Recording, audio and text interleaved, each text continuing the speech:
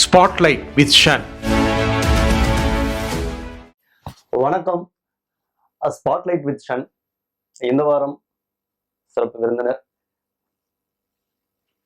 மனிதன் உலகம். மனிதன் அப்படின்னு பார்த்தீங்கன்னா நம்ம பிறக்கிறோம். தென் அதுக்கப்புறம் பார்த்தீங்கன்னா நம்மளோட வளர்ச்சி, பரிணாமம், நம்மளோட முன்னேற்றம், முயற்சி இது எல்லாமே எங்கே வந்து அக்குமுலேட் ஆகும் அப்படின்னு பார்த்தீங்கன்னா நல்ல ஒரு வெல்த்தியா, நல்ல ஒரு ரிச்சா, அண்ட் தென் சமுதாயத்தில் வந்து பார்த்தீங்கன்னா நல்ல ஒரு டாப் மோஸ்ட் ஒரு லெஜெண்டரி, இன்னும் எல்லா மக்களும் அண்ணாந்து பார்க்கக்கூடிய ஒரு இடத்துல ரொம்ப எவ்வளோக்கு எவ்வளோ வெல்த்தியா வாழ முடியுமோ அப்படி ஒரு பரிணாமமா அதிகபட்சமா மனிதன் அப்படின்னா அந்த இடத்துல தான் போய் ஒரு பெரிய பிம்பமா அப்படிதான் நம்ம வந்து உருவப்படுறோம். ஸோ ஆனா அப்படி இருந்தாலுமே அவங்களோட ஒரே ஒரு விஷயம் மட்டும் இல்லை அப்படின்னா டோட்டலா அவங்க அந்த மொத்தமும் இல்லை அப்படின்னு ஆகும். அப்படின்னா அதோட அந்த ஹார்ட் பீட் மட்டும்தான். எவ்வளவுதான் இருந்தாலுமே அந்த இதய துடிப்புன்னு ஒரு நின்று போச்சு அப்படின்னா அந்த மொத்தம் எதுவும் இல்லை அப்படின்றது அந்த கணம் அவ்வளவுதான் முடிஞ்சு போச்சு. அதே மாதிரி தான் உலகம்.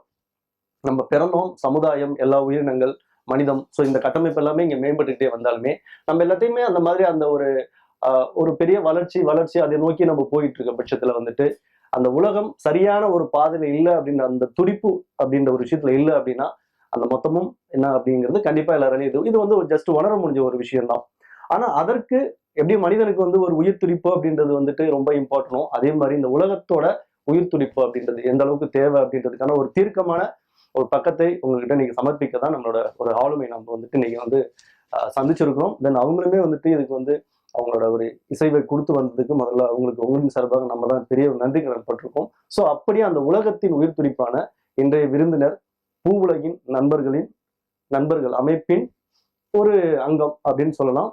திரு மு வெட்டிச்செல்வன் அவர்கள் தான் இன்னைக்கு நம்ம பக்கத்தை வந்துட்டு நிரப்ப போறாங்க. ஸோ உங்களோட சேர்ந்து நிறைய ஆடியன்ஸ் அப்படின்றத தாண்டி சமுதாயத்துக்கும் மக்களுக்கும் இந்த ஒரு புலியை கட்டமைச்சதுக்கு முதல்ல அவருக்கு தான் நன்றி சொல்லணும். Sir, welcome to the show. முதல்ல நீங்க நிகழ்ச்சிக்கு வந்தது அப்படின்றது வந்து பாத்தீங்கன்னா, ஏன்னா இது வந்து பாத்தீங்கன்னா ரொம்ப ஒரு வருத்தமான ஒரு விஷயம். இது ரொம்ப கொண்டாடுற மாதிரி எல்லாம் ஒரு பக்கமோ ஒரு விஷயமும் கிடையாது. ஸ்பெஷலி நிறைய மக்களின் காலங்காலம் தொட்டு பிகினிங்ல இருந்து வந்து பாத்தீங்கன்னா இந்த அப்கமிங்ல வந்து பாத்தீங்கன்னா அந்த பேரழிவு அப்படின்ற ஒரு விஷயம் வந்து பாத்தீங்கன்னா தொட்டு நடந்துட்டு தான் சார் இருக்குது. நம்ம எவ்வளவு எல்லாமே ஒரு ஒரு ஒரு ஒரு தலைமுறை மனித நாகரிகம் எங்க ஒரு எல்லா கட்டங்களையும் நம்ம பார்த்துருக்கோம் வரலாற்று சான்றுகள்ல. ஸோ ஒவ்வொரு கட்டத்திலையும் மனித நாகரிகம் அப்படின்னு அந்த பிரமிப்பா அரசர்கள் அப்படி வாழ்ந்தாங்க மனிதர் அப்படின்னு சொல்லிட்டு அதுக்கப்புறம் எங்க போனாங்க அப்படின்னு பார்த்தா அந்த சம்பந்தப்பட்ட எந்த விஷயமே இன்னைக்கு வந்து பாத்தீங்கன்னா நமக்கு ஒரு படிமமாவும் ஒரு கண்காட்சிக்கு எங்கேயா ஒரு அகழ்வாராய்ச்சியில எடுத்து அந்த மனிதர்கள் இப்படிதான் நம்ம வந்து கட்டமைச்சிருக்கோம் தவிர ஒரு நிலையான மனித வாழ்வு அப்படின்றது கண்டிப்பா இல்லை. ஆனா இதற்கு ஒரு தீர்வு இருக்கிற மாதிரி ஒரு நிதர்சனம் இருக்குது. அது என்னைக்கே எல்லாருமே சொல்லியிருக்கிறாங்க. ஆனா அது யாரோ ஒருத்தவங்க வந்துட்டு அப்படி அந்த மனிதன் நிலைப்பெற வேணாம் அப்படின்ற மாதிரி ஏதோ ஒரு அமைப்போ ஏதோ ஒரு விஷயமோ வந்து பாத்தீங்கன்னா இன்னை வரைக்கும் அந்த மனிதனை வந்துட்டு சீர்குலைற மாதிரியான ஒரு பக்கம் சார். ஸோ இதை வந்துட்டு அந்த மனித தலைமுறைக்குள்ளேயே இருந்து மனித சமுதாயத்துக்குள்ளேயே இருந்து அதை தாண்டி நீங்க ஒரு நிதர்சனமான பக்கத்துல இயங்குறீங்க அப்படின்ற ஒரு விஷயம் தான் வந்துட்டு அது ரொம்ப வந்து எவ்வளவு வேல்யூ அப்படின்றதெல்லாம் வார்த்தையே கிடையாது. ஏன்னா உலகமே உங்களை பார்த்துட்டு ரொம்ப பிரமிப்பாவும் சந்தோஷப்படுற ஒரு இடத்துல தான் நீங்க இயங்கிட்டு இருக்கீங்க சார். முதல்ல இந்த பூ உலகின் நண்பர்கள் அப்படின்றது அந்த ஒரு ஆரம்பம், அதற்கு பிறகு அதுக்குள்ளார உங்களோட பக்கம். பூவுலகின் நண்பர்கள் அப்படிங்கிற அமைப்பு வந்து பார்த்தீங்கன்னா நெடுஞ்செழியன் அப்படிங்கிறவரால் தான் ஆரம்பிக்கப்பட்டது. ஸோ பேசிக்காக அவர் வந்து ஒரு பேங்க் எம்ப்ளாயாக இருந்தார். 80களில் ஆரம்பிக்கப்பட்ட ஒரு இயக்கம். 80களில் வந்து உங்களுக்கு தெரிஞ்சிருக்கும். ஸோ 80s வந்து ரொம்ப ஒரு ஃபயர் பிராண்டாக இருந்த ஒரு காலகட்டம். அப்போ வந்து பார்த்தீங்கன்னா அமிதாப் பச்சனுடைய படங்கள்லாம் வந்து எல்லாம் ஆங்கிரி யங் மேன் அப்படின்னு சொல்லுவாங்க. அவருடைய படம் சார்ந்திருக்கக்கூடிய எல்லா விஷயத்துக்கான அடிப்படை இதாக இருக்கும். அதை தான் அவங்களுக்கு தமிழ்லையுமே வந்து நம்ம பார்த்தீங்கன்னா விஜயகாந்தனுடைய நிறைய அப்படி அந்த சிவந்த கண்களோட இருக்கக்கூடிய நிறைய அப்படி படங்கள் தான் வந்துட்டு இருந்துச்சு. ஏன்னா அந்த அந்த பீரியட் அப்படி தான் இருந்துச்சு. ஏன்னா நிறைய இன்இக்வாலிட்டிஸ், எக்ஸ்ப்ளாய்டேஷன்ஸ், அன்எம்ப்ளாய்மெண்ட் இந்த மாதிரி பயங்கர பீக்கில் இருந்து ஒரு டிஸ்பாரிட்டியான ஒரு சமூகம். ஸோ அப்போ இயல்பாக சமூகத்தின் மீது இருக்கக்கூடிய கோபங்கள் அது எப்படி மாற்றி அமைக்க போகிறோம் அப்படிங்கிற தூண்டுதல் எல்லாருக்குமே ஒரு தேடுதல் அப்படிங்கிற இருந்த ஒரு காலகட்டம். அந்த காலகட்டத்தில் பூவுலகின் நண்பர்கள் அப்படிங்கிற அமைப்பை வந்துட்டு நெடுஞ்செழியன் அவர்கள் ஆரம்பிக்கணும்னு தோன்றாரு. ஏன் அவருக்கு அந்த தோன்றுதல் எங்கிருந்து வருதுன்னு பார்த்தீங்கன்னா உலகளவில் நடந்த ஒரு மாற்றங்கள், அதில் அன்றைக்கு செயல்பட்டு கொண்டு நிறைய என்விரான்மெண்ட் மூவ்மெண்ட்ஸ் அப்போ தான் எவால்வ் ஆகுறாங்க. 70க்கு பின்பாக தான் பார்த்தீங்கன்னா அந்த எர்த் சமிட் இதெல்லாம் நடக்குது. அப்போ உலகெங்கிலும் சுற்றுச்சூழல் சார்ந்து இருக்கக்கூடிய சிந்தனை அப்போ தான் வருது. இன்னும் சொல்ல போனால் வந்து பார்த்தீங்கன்னா சைலண்ட் ஸ்ப்ரிங் அப்படின்னு சொல்லக்கூடிய ஒரு புத்தகம் வந்து வருது. ரேச்சல் கர்சன் அவர்கள் எழுதின ஒரு புத்தகம், ரொம்ப முக்கியமான புத்தகம். ஃபர்ஸ்ட் எக்காலஜிக்கல் புக் அப்படின்னு கூட அதை வந்து சொல்லலாம். பரவலாக பேசப்பட்ட ஒரு புத்தகம். அந்த புத்தகம் வந்தனுடைய விளைவு என்ன ஆகுதுன்னு பார்த்தீங்கன்னா, அமெரிக்கானுடைய அவங்களுடைய பார்லிமெண்ட் இருக்குல்ல காங்கிரஸ், அதுல வந்து ஒரு குழு அமைச்சு விசாரணைக்கு ஏற்படுத்துறாங்க. ஒரு கமிட்டி ஃபார்ம் பண்றாங்க. இந்த புக்கு சொல்ற விஷயம்லாம் உண்மைதானான்னு. ஏன்னா அந்த மௌன வசந்தம் அப்படின்னு தமிழ் மொழிபெயர்த்தாங்க. அந்த சைலண்ட் ஸ்ப்ரிங் என்ன சொல்லுதுன்னா, அமெரிக்காவில் அதிகப்படியான பூச்சி மருந்து பொருட்களை பயன்படுத்துவதன் காரணமாக நீர்நிலைகள் பாதிப்புள்ளாகின்றன. அதன் காரணமாக மீன்கள் எல்லாம் பாதிப்புள்ளாகின்றன. அதை சாப்பிடுகின்ற பறவைகள் பாதிப்படைகின்றன அப்படின்னு சொன்னாங்க. குறிப்பாக இந்த ராபின் ப்ளூ அப்படின்னு ஒரு பறவை இருக்கு. அந்த பறவை வந்து என்னன்னு பார்த்தீங்கன்னா, அமெரிக்காவுக்கான வசந்த காலம் வந்துருச்சுன்னா அந்த பறவை வந்து கத்தணும். இப்போ நம்ம ஊரில் நிறைய சிட்டுக்குருவிலாம் கத்தணும்னு சொல்றீங்களா? அமெரிக்கானுடையதுன்னா அந்த பறவைகள் கூட்டமாக வந்து கத்துதுன்னா ஸ்ப்ரிங் வரப்போகுதுன்னு அர்த்தம். வசந்தத்தை அறிவிக்கக்கூடிய ஒரு பறவை அது. அதனால தான் வந்து ரொம்ப அது திடீர்னு சைலண்ட் ஆயிடுச்சு. அந்த பறவைகளோட சத்தத்தை கேட்க முடியல. என்ன காரணம் இவங்க ஆய்வு பண்ணும்போது தான் பூச்சிக்கொல்லி மருந்துகள் அதிகமாக பயன்படுத்துவதனால் இந்த பறவைகள் இனம் அழிந்து வருகிறதுன்னு சொன்னாங்க. அதனால தான் அவங்க மௌன வசந்தம் எழுதினாங்க. Silent spring. ஸோ அது ஏற்கனவே அது கொண்டு வந்த ஒரு தாக்கம் அப்படிங்கிறது நிறைய என்விரான்மென்ட் மூவ்மெண்ட்ஸ் எவால்வ் ஆச்சு. அதோட பாதிப்புல தான் நெடுஞ்செழியன் அவர்கள் தமிழகத்துல சூழல் சார்ந்திருக்கக்கூடிய ஒரு அமைப்பு வேண்டும் அப்படின்னு ஃப்ரெண்ட்ஸ் ஆஃப் எர்த் அப்படிங்கிற அதனோட இன்ஸ்பிரேஷன்ல இருந்துட்டு பூலை நண்பர்கள் அப்படிங்கிற அமைப்பு உருவாக்குறார். இந்த ஸ்ட்ரக்சர் வந்து எப்படின்னு பார்த்தீங்கன்னா, இது வந்து ஒரு லூஸ்லி பேக்ட் அவுட் நண்பர்களாம் எல்லாம் ஒன்று கூடுவோம், ஒரு ஒரு வேலை திட்டத்தை எடுப்போம், அதற்காக செயல்படுவோம் சொல்லிட்டு சூழல் சார்ந்திருக்கக்கூடிய புத்தகங்களை கொண்டு வர ஆரம்பிக்கிறாங்க. முதல் தொகுப்பு வந்து ஒரு கவிதை தொகுப்பு தான் அவங்க வந்து கொண்டு வராங்க. 3ஆம் உலக நாடுகளுடைய கவிதைகளை வந்து தொகுத்து கொண்டு வரது. அது பரவலாக விவாதிக்கப்படுது. ஸோ அந்த அந்த ஊந்துதல் வந்து என்ன பண்றாங்க, அடுத்தடுத்து நான் வேற செய்யலான்னு போது அடுத்து அவங்க யோசிச்ச ஒரு புத்தகம் என்னன்னு பார்த்தீங்கன்னா, ஒற்றை வைக்கோல் புரட்சி. அது வந்து ஜப்பான்ல இருக்கக்கூடிய ஒரு ஆர்கானிக் ஃபார்மர் ஃபுகோகோ அப்படின்னு இருந்தார். ஒரு முக்கியமான சிந்தனையாளர் மொசாமா ஃபுகோகோ அப்படின்னு சொல்லிட்டு. அவர் எழுதின அந்த ஒன் ஸ்டார் ரெவல்யூஷன் அது தமிழ்ல வந்து மொழிபெயர்த்து ஒற்றை வைக்கோல் புரட்சின்னு கொண்டு வராங்க. அது ரொம்ப ஒரு பரவலாக பயங்கரமா பேசப்பட்டிருக்கிறார். அதற்கு அடுத்து நான் சொன்ன இந்த மௌன வசந்தம் அந்த சைலண்ட் ஸ்ப்ரிங் அதை வந்து தமிழ்ல மொழிபெயர்த்து கொண்டு வராங்க. அதற்கடுத்து பசுமை புரட்சியின் வன்முறை the violence of green revolution. இப்படி தமிழ் சூழல்ல வந்து இந்த சூழல் சார்ந்திருக்கும் நிறைய புத்தகம் கொண்டு வராங்க. அந்த 80களிலிருந்து இருந்து உங்களுக்கு 90 வருது. கேட் சார்ந்திருக்கக்கூடிய ஒப்பந்தங்கள் உலக நிறைய மாற்றங்கள் இருக்குது. அப்போ தொடர்ச்சியான இந்த இயங்கள் ரொம்ப வேகமாக அவங்க செயல்படுறாங்க. அந்த காலகட்டத்திலே எடுக்கப்பட்ட நிறைய முன்னெடுப்புகள், கூடங்குளம் அணு உலைக்கான ஒப்பந்தங்கள் அப்போ தான் கையெழுத்தாகுது. அப்போ அணு உலை சார்ந்து இருக்கக்கூடிய புத்தகங்களை வந்து கொண்டு வராங்க. ஸ்டெர்லைட் அமைப்பதற்கான சில செயல்பாடுகள்லாம் வருது. அப்போ அது சார்ந்து இருக்கக்கூடிய முன்னெடுப்புகள் இப்படி தொடர்ச்சியா தமிழகம் சார்ந்திருக்கக்கூடிய நிறைய வரும். இன்னைக்குமே நீங்க வந்து எந்த கட்சியில இருக்கக்கூடிய முக்கியமான ஆளுமைகிட்ட போய் பார்க்கும்போது பூனை நண்பர்கள்னு சொல்லும் போது நெடுஞ்செழியன் எனக்கு தெரியும் அப்படின்னு நாங்கள் சொல்லுங்க கேள்விப்பட்டிருக்கோம். ஸோ அந்த அளவுக்கு ரொம்ப பரவலா ஒர்க் பண்ணார். அவங்களுடைய ஒர்க்கு நிறைய நபர்களை வந்து ஈர்த்தது. நிறைய அங்கங்க அவர் சார்ந்து இருக்கக்கூடிய அமைப்புகளாக நிறைய செயல்பட ஆரம்பிச்சாங்க. நிறைய இடங்களில் இதுக்கான கருத்து ஒற்றுமை அப்படிங்கிறதுமே உருவாக்க ஆரம்பிச்சது. ஆனா அன்பார்ச்சுனேட்லி வந்து 2006 அவர் இறந்து போயிறாரு. அவர் இறந்ததுக்கு பின்பாக இயக்கம் கொஞ்சம் தோய்வு அடைந்துருச்சு. அப்போ அந்த நேரத்தில் 2008 நாங்கள் ஒன்று இருக்கக்கூடிய நிறைய நண்பர்கள் மருத்துவர் சிவராமன், பொறியாளர் சுந்தரராஜன், வழக்கறிஞர் சுந்தரராஜன், நண்பர் தேவநேயன், இன்னும் பல நண்பர்கள் நாங்கள் எல்லாம் சேர்ந்து வந்து என்ன பண்ணால் பூனை நண்பர்கள் நம்ம திருப்பி செயல்படலாம் அப்படின்னு. ஏன்னா இன்னைக்கு சூழல் சார்ந்திருக்கக்கூடிய ஒரு தேவை இருக்குது அப்படின்னு நாங்கள் எல்லாம் கொன்று கூட்டி முடிவெடுத்தோம். ஏற்கனவே பூவிலங்கு நண்பர்கள் அப்படிங்கிற அமைப்போடு செயல்பட்ட அந்த முன்னாள் தோழர்கள் அவங்களெல்லாம் கூப்பிட்டு வச்சுட்டு நாங்கள் இந்த மாதிரி செயல்படலாம்னு நினைக்கிறோம் அப்படின்னு கேட்கும்போது அவங்க இசைவு தெரிவித்தாங்க. நீங்கள் தாராளமாக செய்யலாம் அப்படின்னு. அப்போ 2008 செயல்பட ஆரம்பித்தோம். 2008 முதலாக பூவுலகு அப்படின்னு ஒரு பத்திரிகை துவங்க ஆரம்பித்தோம். முதல் வேலை திட்டமாக நாங்கள் எடுத்துக்கிட்டது என்னன்னு பார்த்தீங்கன்னா சிறுதானியங்கள் தான். மருத்துவர் சிவராமன் உங்களுக்கு வந்து தெரியுங்களா, அவருடைய முன்னெடுப்புல சிறுதானியங்களுடைய அவசியத்தை நாம் பேசுவது.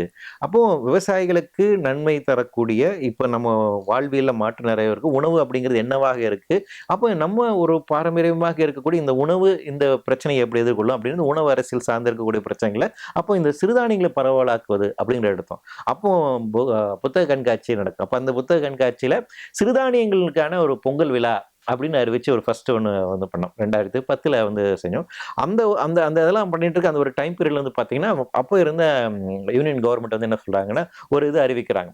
அதாவது பிடி பிரிஞ்சாலே வந்து அறிமுகப்படுத்துவது அப்படின்னு சொல்லிட்டு ஒரு அறிவிப்பு வருது. அப்போ அது குறித்தான கருத்துக்கள் தெரிவிங்கன்னு. அப்போ முதலாக இது குறித்தான அறிவியல் ரீதியான இருக்கக்கூடியதை நாங்கள் படிக்க ஆரம்பிக்கிறோம். ஸோ ஜெனட்டிக்லி மாடிஃபைடு பிரிஞ்சால், மரபணு மாற்றப்பட்ட கத்திரிக்காய். அந்த பேரே ரொம்ப பயங்கரம். பயோடெக்னாலஜினால செயற்கையாக உருவாக்கப்பட்டக்கூடிய கத்திரிக்காய் அது என்ன பண்ணும் அப்படின்னு ஒரு கேள்வி இருந்துச்சு. அப்போ அது குறித்தான நிறைய ரிசர்ச் எல்லாம் பண்ணாங்க. டாக்டர் நிறைய அதை பற்றி என்ன சொன்னார். அதில் அவர் சொன்ன விஷயம் என்னன்னா, அந்த பிடின்னு சொல்றாங்களே, பிடி கத்திரிக்காய், பிடி காட்டன் நம்ம சொல்றாங்களா, அந்த பிடிங்கிறது என்னன்னா பேசிலஸ் துர்காரிசஸ். அது ஒரு பாக்டீரியா. அந்த பாக்டீரியா இயற்கையாகவே ஒரு கெமிக்கலை வந்து ப்ரோக்ரியேட் பண்ணும். CRY1A அப்படிங்கிற அந்த கெமிக்கலை அந்த டாக்ஸின் அது வந்து விஷம். ஆக்சுவலா அந்த விஷத்தை எடுத்து பருத்தி விதைக்குள்ள வைக்கிறாங்க. ஏன்னா அந்த பருத்தி செடி வளரும் போதே வந்து அந்த விஷத்தன்மையோட வளரும். அப்போ பூச்சியெல்லாம் அது போய் சாப்பிடும், செத்து போயிடும், மகசூல் நிறைய கிடைக்கும் அப்படிங்கிற கான்செப்ட். அப்போ இது மனிதர்கள் சாப்பிட்டா என்ன ஆகுங்கிற கேள்வி வருது இல்லையா? அப்போ நாங்க இந்த கேள்வி கேட்டோம். அப்போ இந்த மண்ணுக்கு அது என்ன ஆகும், சுற்றுச்சூழலுக்கு என்ன பிரச்சனை பண்ணும்? அப்போ தொடர் பிரச்சாரம் எடுக்க ஆரம்பிச்சோம். ஸோ 2010ல் அந்த பிரச்சாரம் எடுத்தோம். கண்டினியூஸ் பிரச்சாரம், இந்தியாவிலும் இருக்கக்கூடிய எல்லா அமைப்புகளும் சேர்ந்து நாங்கள் செயல்பட்டோம். அதனுடைய ஒரு விளைவு என்னன்னா அதை நிறுத்தி வச்சாங்க. ஸோ 2010ல் எங்களோட முதல் செயல்பாடு என்பது அந்த தான். அது ஒரு பெரிய வரவேற்பை வந்து பெற்றது. 2011 வந்து பார்த்தீங்கன்னா ஃபுகுஷிமா இன்சிடென்ட் நடக்குது ஜப்பான்ல, இந்த அணு உலை விபத்து.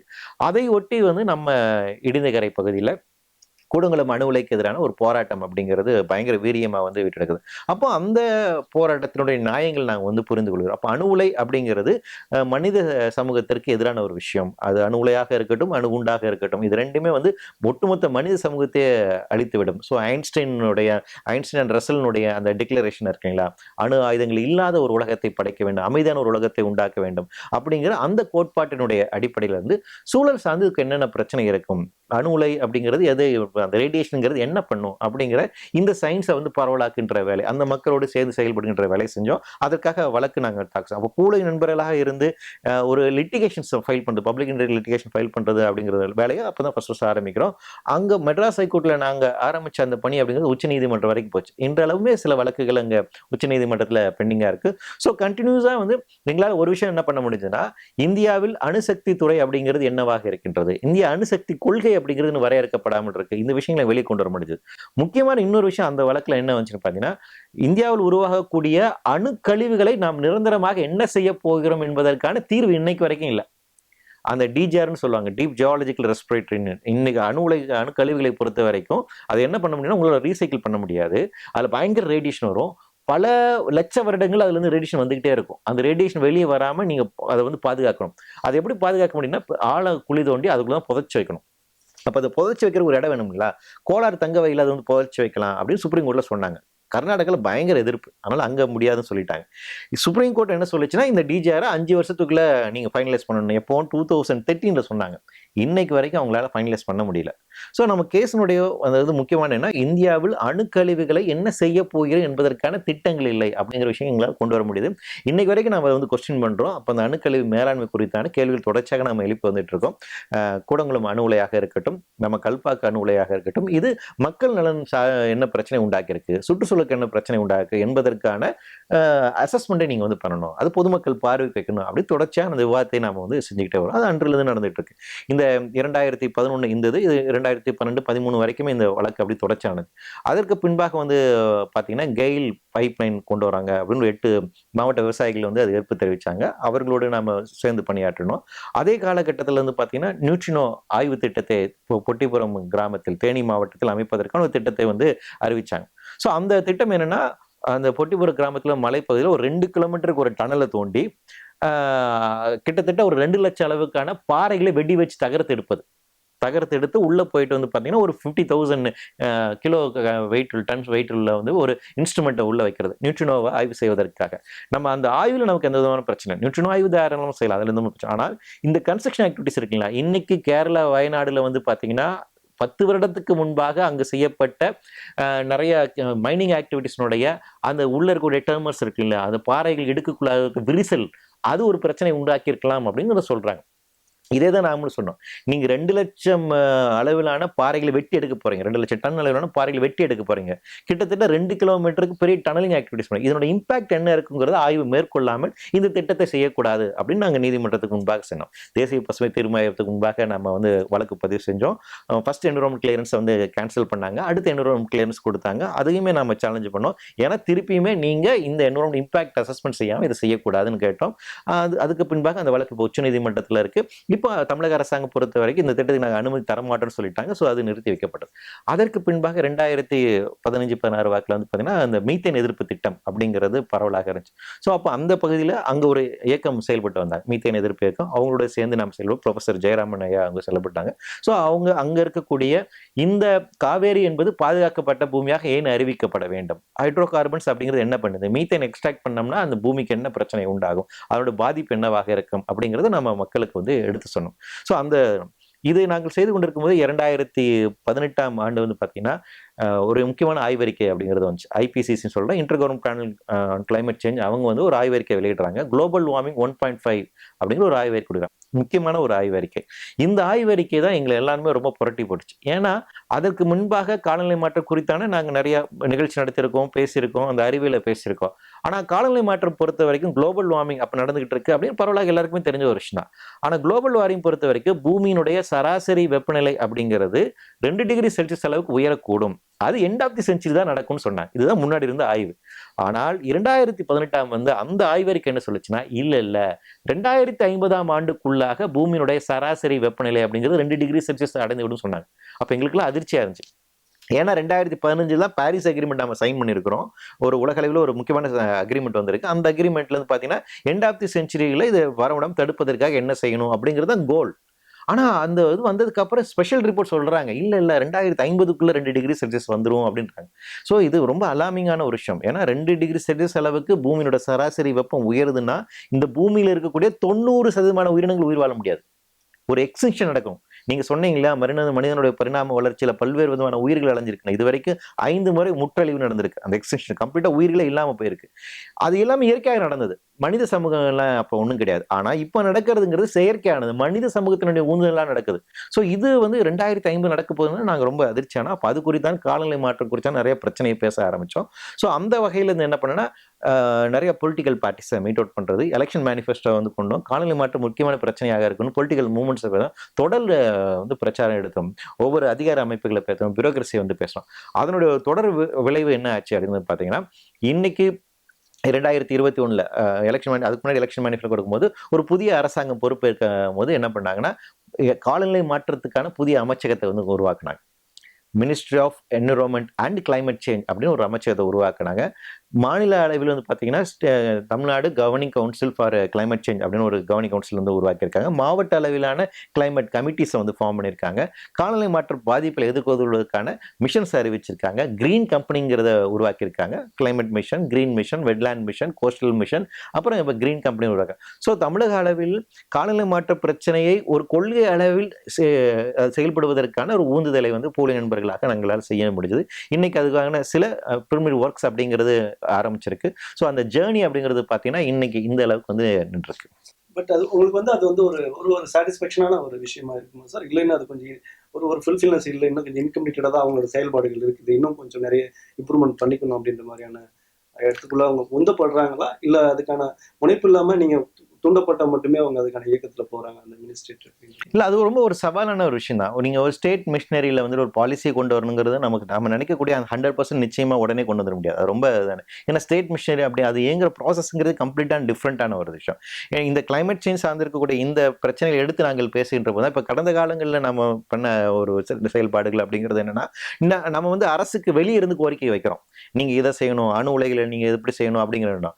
இந்த கிளைமேட் சேஞ்ச் பிரச்சனை பொறுத்த வரைக்கும் அப்படி இல்லை, அரசோடு சேர்ந்து நின்று நீங்க இது பண்ணணுங்கிறோம். அப்பதான் நமக்கு அண்டர்ஸ்டாண்ட் பண்ண முடியுது ஸ்டேட்னுடைய வேலைகள் என்னவா இருக்கு, அது எப்படி வேலை இயங்குது அப்படிங்கிறது புரிந்து கொள்ள முடியும். அப்ப அந்த வகையில் பார்க்கும் போது வந்து என்னன்னா பாலிசி வைஸ் சேஞ்ச் பண்றது இருக்குல்ல, அது மிகப்பெரிய ஒரு சேலஞ்சிங்கானது. ஆனா நிச்சயமா அது வந்து போதுமானதாக இது வந்து தொடர் உரையாடல் தான். நம்ம கண்டினியூஸா டிபேட் பண்ண வேண்டிய ஒரு தேவை இருக்கு. சிவில் சொசைட்டியா நம்ம மோர் அண்ட் மோர் ஒர்க் பண்ண வேண்டிய தேவை இருக்கு. ஏன் இன்னொரு பெரிய சிக்கல் என்னன்னா, நாம இன்னைக்கு தான் பாலிசி லெவல் பேசிட்டு இருக்கோம். ஆனா கிளைமேட் சேஞ்ச் ஆல்ரெடி நம்மளை கொல்ல ஆரம்பிச்சிருச்சு. இப்ப இந்த எலெக்ஷன் அப்போ வந்து எலெக்ஷன் ஆபீசர்ஸ் 23 பேர் இறந்து போயிட்டாங்களே இல்லைங்களா, அதிகப்படியான வெயில்னால. அப்ப என்னன்னா இந்த டைம் பீரியட் வெயில் அதிகமாக இருக்கும், இப்ப இவ்வளவு பெருசா நடத்தலாமா அப்படிங்கறதுல நம்ம ஸ்டேட் மிஷனர் அதுக்கு ரெடி ஆகல. ஏன்னா வெதரை ப்ரெடிக்ட் பண்ணிட்டு எலெக்ஷன் அப்படிங்கிற கான்செப்டே நமக்கு வந்துட்டு இன்னும் வரல. ஆனா இன்னைக்கு அவ்வளவு தூரம் நாம வந்து மாறி இருக்கும். கடந்த ஜூலை மாசம் வந்து பாத்தீங்கன்னா பாலியா அப்படிங்கிற ஒரு டிஸ்ட்ரிக்ட்ல உத்தரப்பிரதேசல வந்து பாத்தீங்கன்னா ஒரு வாரத்துக்குள்ள வெயில் ஹீட் வேவ்ஸ் கிளம்ப 97 பேர் இறந்து போயிருக்காங்க. அப்போ வெயில் நமக்கு மிகப்பெரிய பிரச்சனையாக மாறிக்கொண்டு வருகிறது, மழை நமக்கு மிகப்பெரிய பிரச்சனையாக மாறிக்கொண்டு வருகிறது, புயல் நமக்கு மிகப்பெரிய பிரச்சனையாக மாறிக்கொண்டு. அப்ப என்னன்னா கிளைமேட் சேஞ்ச் ரொம்ப அட்வான்ஸ் ஆயிருக்கு. இந்த new normalcy is above normal அப்படிங்கிறது ஆயிடுச்சு. ஆனா நாம என்னன்னா இப்பதான் infrastructure change and policy level சேஞ்சுக்கே வந்திருக்கோம். அப்ப நாம ரொம்ப பின்தங்கி போய் தான் இருக்கிறோம். ஆனா காலநிலை மாற்றம் வந்து நம்மளுடைய புதிய இயல்பாக மாறிவிட்டது. ஸோ அப்ப அந்த வகையில் நீங்க சொல்லக்கூடிய இன்னும் வேகமாக செயல்படணும் அப்படிங்கிறது எங்களுடைய எதிர்பார்ப்பு. இன்னும் ப்ரொடக்ஷன் நாம நிறைய மாற்ற வேண்டிய, நிறைய திட்டங்களை மாற்ற வேண்டியது இருக்கு. ஸோ நம்மளுடைய எக்கனாமிக்கல் சிஸ்டம், அந்த எக்கனாமிக்கல் அப்ரோச் இருக்கு இல்லைங்களா, அது மாற்ற வேண்டுங்கிற தேவை இருக்கு. ஆனா அரசினுடைய செயல்பாடுகள் இன்னுமே வந்து பார்த்தீங்கன்னா அந்த மார்க்கெட் எக்கனாமி, சந்தை பொருளாதாரம் சார்ந்து தான் இருக்கு. அவங்களை பொறுத்த வரைக்கும் என்ன இருக்குன்னா urbanisation, more and more urbanisation, more and more industrialisation, இதுதான் தீர்வுன்னு நம்புறாங்க.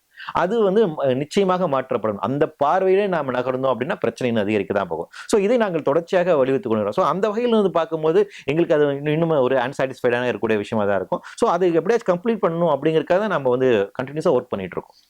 சார் இப்போ ஆக்சுவலாக வந்து பார்த்தீங்கன்னா இதுதான் நம்ம இந்த வருத்தமான ஒரு வலிமிகுந்த பக்கம்னா இப்போ பூவுலகின் நண்பர்கள் இதை தாண்டி வந்து பார்த்தீங்கன்னா இதை தாண்டி இல்லை இதுதான். ஏன்னா நிறைய பேருக்கு அந்த ஒரு தாட்ஸ் இருக்கும். எப்பயுமே ஜென்ரல் லைஃப்ல இருக்கவங்களுக்கே பார்த்தீங்கன்னா நமக்கு ஏதோ நடக்க போகுது அப்படின்ற மாதிரிலாம் இருக்கும். ஆனால் அது எல்லாத்துக்குமே ஒரு இயக்கமாக அக்குமுலேட் ஆகி அதை ஐடென்டிஃபை பண்ணி அதை கரெக்டாக பூம் பண்ணி ஒரு பாண்டிங் கிரியேட் பண்ணி அங்கேருந்து நீங்கள் சொல்றது இன்னும் கொஞ்சம் ஸ்ட்ராங்காகவே இருக்குது சார். ஸோ அந்த மாதிரி நீங்கள் அசஸ் பண்ண விஷயங்கள் புறக்கணிக்கப்பட்டு அதிகாரத்தால் அது பாதிக்கப்பட்டு ஒரு அழிவு நடந்த விஷயங்கள் இது சார். உங்களோட கவனத்துக்கு வந்து இது நடக்கும்னு சொல்லியும் அது புறக்கணிக்கப்பட்டு அதிகாரத்தால் தவிர்க்கப்பட்டு சென்னை வெள்ள பாதிப்பு, சென்னை வெள்ள பாதிப்பு ஏற்படும் போது நம்ம முன்னாடியே வந்து அதாவது என்னன்னா நம்ம இன்னும் ஏர்லி வார்னிங் சிஸ்டத்தை இன்னும் பண்ணல, சில விஷயங்கள்லாம் மேம்படுத்தல அப்படிங்கிறத நம்ம வந்து சொன்னோம் வந்துட்டு. அதில் சில இடங்கள்ல வந்துட்டு நிறைய விஷயங்கள்ல வந்துட்டு அவங்க பின்பற்றல. அப்போ அந்த பாதிப்பு வந்து நமக்கு அதிகமாயிருச்சு. ஸோ சென்னைக்கான பாதிப்பு அப்படிங்கிறது இருக்குங்கிறது ஏற்கனவே நம்ம வந்து அறிவுறுத்தி அது சரியான நடைமுறைப்படுத்தல அப்படிங்கிற அந்த ஒரு விஷயமா இருந்துச்சு. அதே போல வந்துட்டு பார்த்தீங்கன்னா இங்க இருக்கக்கூடிய வந்துட்டு நம்ம அரசினுடைய கட்டமைப்புகள் இருக்கக்கூடிய விஷயங்கள் இருக்கு இல்லைங்களா, சில விஷயங்களுக்கெல்லாம் நமக்கு வந்து இந்த டோப்ளர் இருக்க கருவி இருக்கு, ரேடார் இருக்குங்களா, அது செயல்படாமலே இருந்துச்சு. இதெல்லாம் நீங்க முன்னாடி பண்ணுங்க. சரி, அது என்னன்னா நம்ம ஏர்லி வார்னிங் சிஸ்டத்தை டெவலப் பண்ண சயின்ஸ் அண்ட் டெவலப் பண்ணி நம்ம வந்து டெவலப் பண்ண வேண்டிய ஒரு தேவை இருக்குங்களா, அதுவே ஒரு பெரிய பிரச்சனையாக இருந்துச்சு. அப்போ நான் இந்த 2-3 வருடங்களுக்கு முன்பாக கிளைமேட் சேஞ்சுக்கான விஷயங்கள் இங்கே பேசும்போது வந்து பார்த்தீங்கன்னா அண்ணா யூனிவர்சிட்டி தான் அதுக்கான நோடல் ஏஜென்சியாக டிக்ளேர் பண்ணியிருந்தாங்க. ஸோ அண்ணா யூனிவர்சிட்டி பொறுத்த வரைக்கும் அப்போ வந்து நம்ம சொன்னதுன்னா கிளைமேட் சேஞ்ச், அப்போ கிளைமேட் சேஞ்ச் ஆய்வுகள் அங்கே பயங்கரம் நடக்கும் அப்படின்னு நம்ம போய் பார்க்கும்போது பார்த்தீங்கன்னா அப்போ வந்து பெரிய அளவுக்கான பெரிய ஒரு ஆய்வுக்கூடங்கள் அப்படிங்கிறது அப்போ அமைக்கப்படவே இல்லை. பின்னாடி தான் வந்து அமைக்கப்படுறாங்க. அப்போ என்னன்னா இந்த விஷயங்கள் எல்லாமே ஏதோ ஒரு பேரிடர்கள் அது வந்ததுக்கு பின்பாக தான் அமைக்கப்பட்டது, அனுபவிச்சது. ஸோ தொடர்ச்சியாக வந்துட்டு அப்படி நிறைய விஷயங்கள் அப்படிங்கிறது அது எல்லாமே பின்னாடி தான். இப்போ சில விஷயங்கள் இப்போ பாசிட்டிவ் நடக்குதுன்னா கேரள நிலச்சரிவுக்கு பின்பாக இப்போ இங்க நிலச்சரிவு குறித்தான ஆய்வு பண்றதுக்கான ஒரு கமிட்டி இப்போ வந்து ஃபார்ம் பண்றதுக்கான ஒரு இது பண்றாங்க. ஸோ அந்த ப்ராசஸ் இருக்கு. அதுல நாங்கள் முன்பே குறிப்பிட்டு நீங்க குறிப்பிட்டது மாதிரி பெரிய அளவுக்கு செயல்படாம போன ஒரு விஷயம் அப்படின்னா இந்த சென்னை மழை வெள்ள பாதிப்பை சொல்லலாம். சார் இப்போ ஆக்சுவலாக தமிழ்நாடு அப்படின்னு பொறுத்தளவுக்கும் சரி, ஓரளவுக்கு இந்திய மண் பரப்பும் அப்படின்னு கூட எடுக்கலாம். வேர்ல்டு லெவலில் எனக்கு எல்லாருக்குமான ஒரு விஷயம் தான் இது. இந்த மக்கள் அதிகபட்சமாக வாழக்கூடியது வந்து பார்த்தீங்கன்னா ஒன்று இந்த ஆற்றுப்படுகை நீர்வை, அதுக்கப்புறம் பார்த்தீங்கன்னா கடல் சார்ந்து, அதுக்கப்புறம் ஒரு சமதளம், அதுக்கு பிறகு வந்து பார்த்தீங்கன்னா அந்த மலைப்பாங்கான அதிகபட்சம் மக்களோட வாழ்வியல் வாழ்வாதாரம் அப்படின்னு இங்கே தான் சார் இருக்குது. இப்போ இதில் குறிப்பிட்டு சொல்ல போனோம்னா அதிகபட்சமாக பார்த்தீங்கன்னா அந்த மலை சார்ந்த இடத்துல வந்து பார்த்தீங்கன்னா நம்ம நிறைய பார்த்துக்கிட்டு தான் இருக்கிறோம், அனுபவிச்சுக்கிட்டு இருக்கிறோம், இழந்துக்கிட்டு தான் இருக்கிறோம் நிலச்சரிவு அப்படிங்கிறது. இந்த ஆற்றுப்படுகை சார்ந்து வந்து பார்த்தீங்கன்னா ஒரு திடீர் வெள்ளப்பெருக்கு ஏற்பட்டு பார்த்தீங்கன்னா சடனாக உள்ள ஃப்ளட்லாம் அஃபெக்ட் ஆகி அவங்களே எதிர்பார்க்க மாட்டாங்க. நம்ம ஊர்ல நம்ம இடத்துல வருமானு எக்ஸ்பெக்ட் பண்ணாத இடத்துல வந்துடும். அதுக்கப்புறமா சமதளமான இடத்துல வந்து பார்த்தீங்கன்னா எர்த்குயிக் மாதிரியான விஷயங்கள் வந்துடும். அதை தாண்டி இந்த கடல் பரப்பு அப்படின்ற இடத்துல வந்து பார்த்தீங்கன்னா ஆட்டோமேட்டிக்காக கடல் நீர் உள்ள வரதா இருக்கட்டும், அந்த மண் அரிச்சு நம்மளாம் எப்படி ஒரு ஒரு இடம் வாங்கி ஒரு வீடை கட்டி இதுதான் லைஃப், இந்த வீடு தான் நமக்கு அப்படின்னு அந்த கனவு அப்படின்ற ஒரு விஷயத்துல உள்ள போயிட்டு சடனாக பார்த்தீங்கன்னா ஒரு ஷார்ட் பீரியட்ல வந்து பார்த்தீங்கன்னா அந்த ஒரு கனவு, அந்த இல்லம், அந்த இடம் எல்லாமே இல்லாம போற மாதிரி ஒரு துவம்சமாகிற மாதிரியான நிலைமை இல்லை சார். ஸோ இந்த மாதிரியான அந்த பக்கங்கள் வந்து அதிகபட்சம் வந்து பார்த்தீங்கன்னா நடந்துகிட்டு இருக்கு சார். இதுல அண்ட் தென் வந்து பார்த்தீங்கன்னா நீங்க சொன்ன மாதிரி இப்போ இந்த சென்னை அப்படின்றது நம்ம ஏன்னா இப்போ சென்னை அப்படின்றது வந்து வேர்ல்டு வைடு ஒரு ஐக்கான் ஆயிடுது. சமீபமா அது ஒரு பெரும் வளர்ச்சி, நிறைய நாடுகளுக்கும் நிறைய ஸ்டேட்ஸ்க்கும் போது ஒரு சவாலான ஒரு இடமா கூட சென்னை வாழ்வாதாரம் வாழ்வியல் சென்னை அப்படின்ற பேரே மாறிடுச்சு சார். ஸோ இங்க வந்து பாத்தீங்கன்னா நம்ம இன்னும் ஒரு பேராபத்துக்கான ஒரு அறிகுறி வந்து தென்பட ஆரம்பிச்சிருக்கு அப்படின்றாங்க.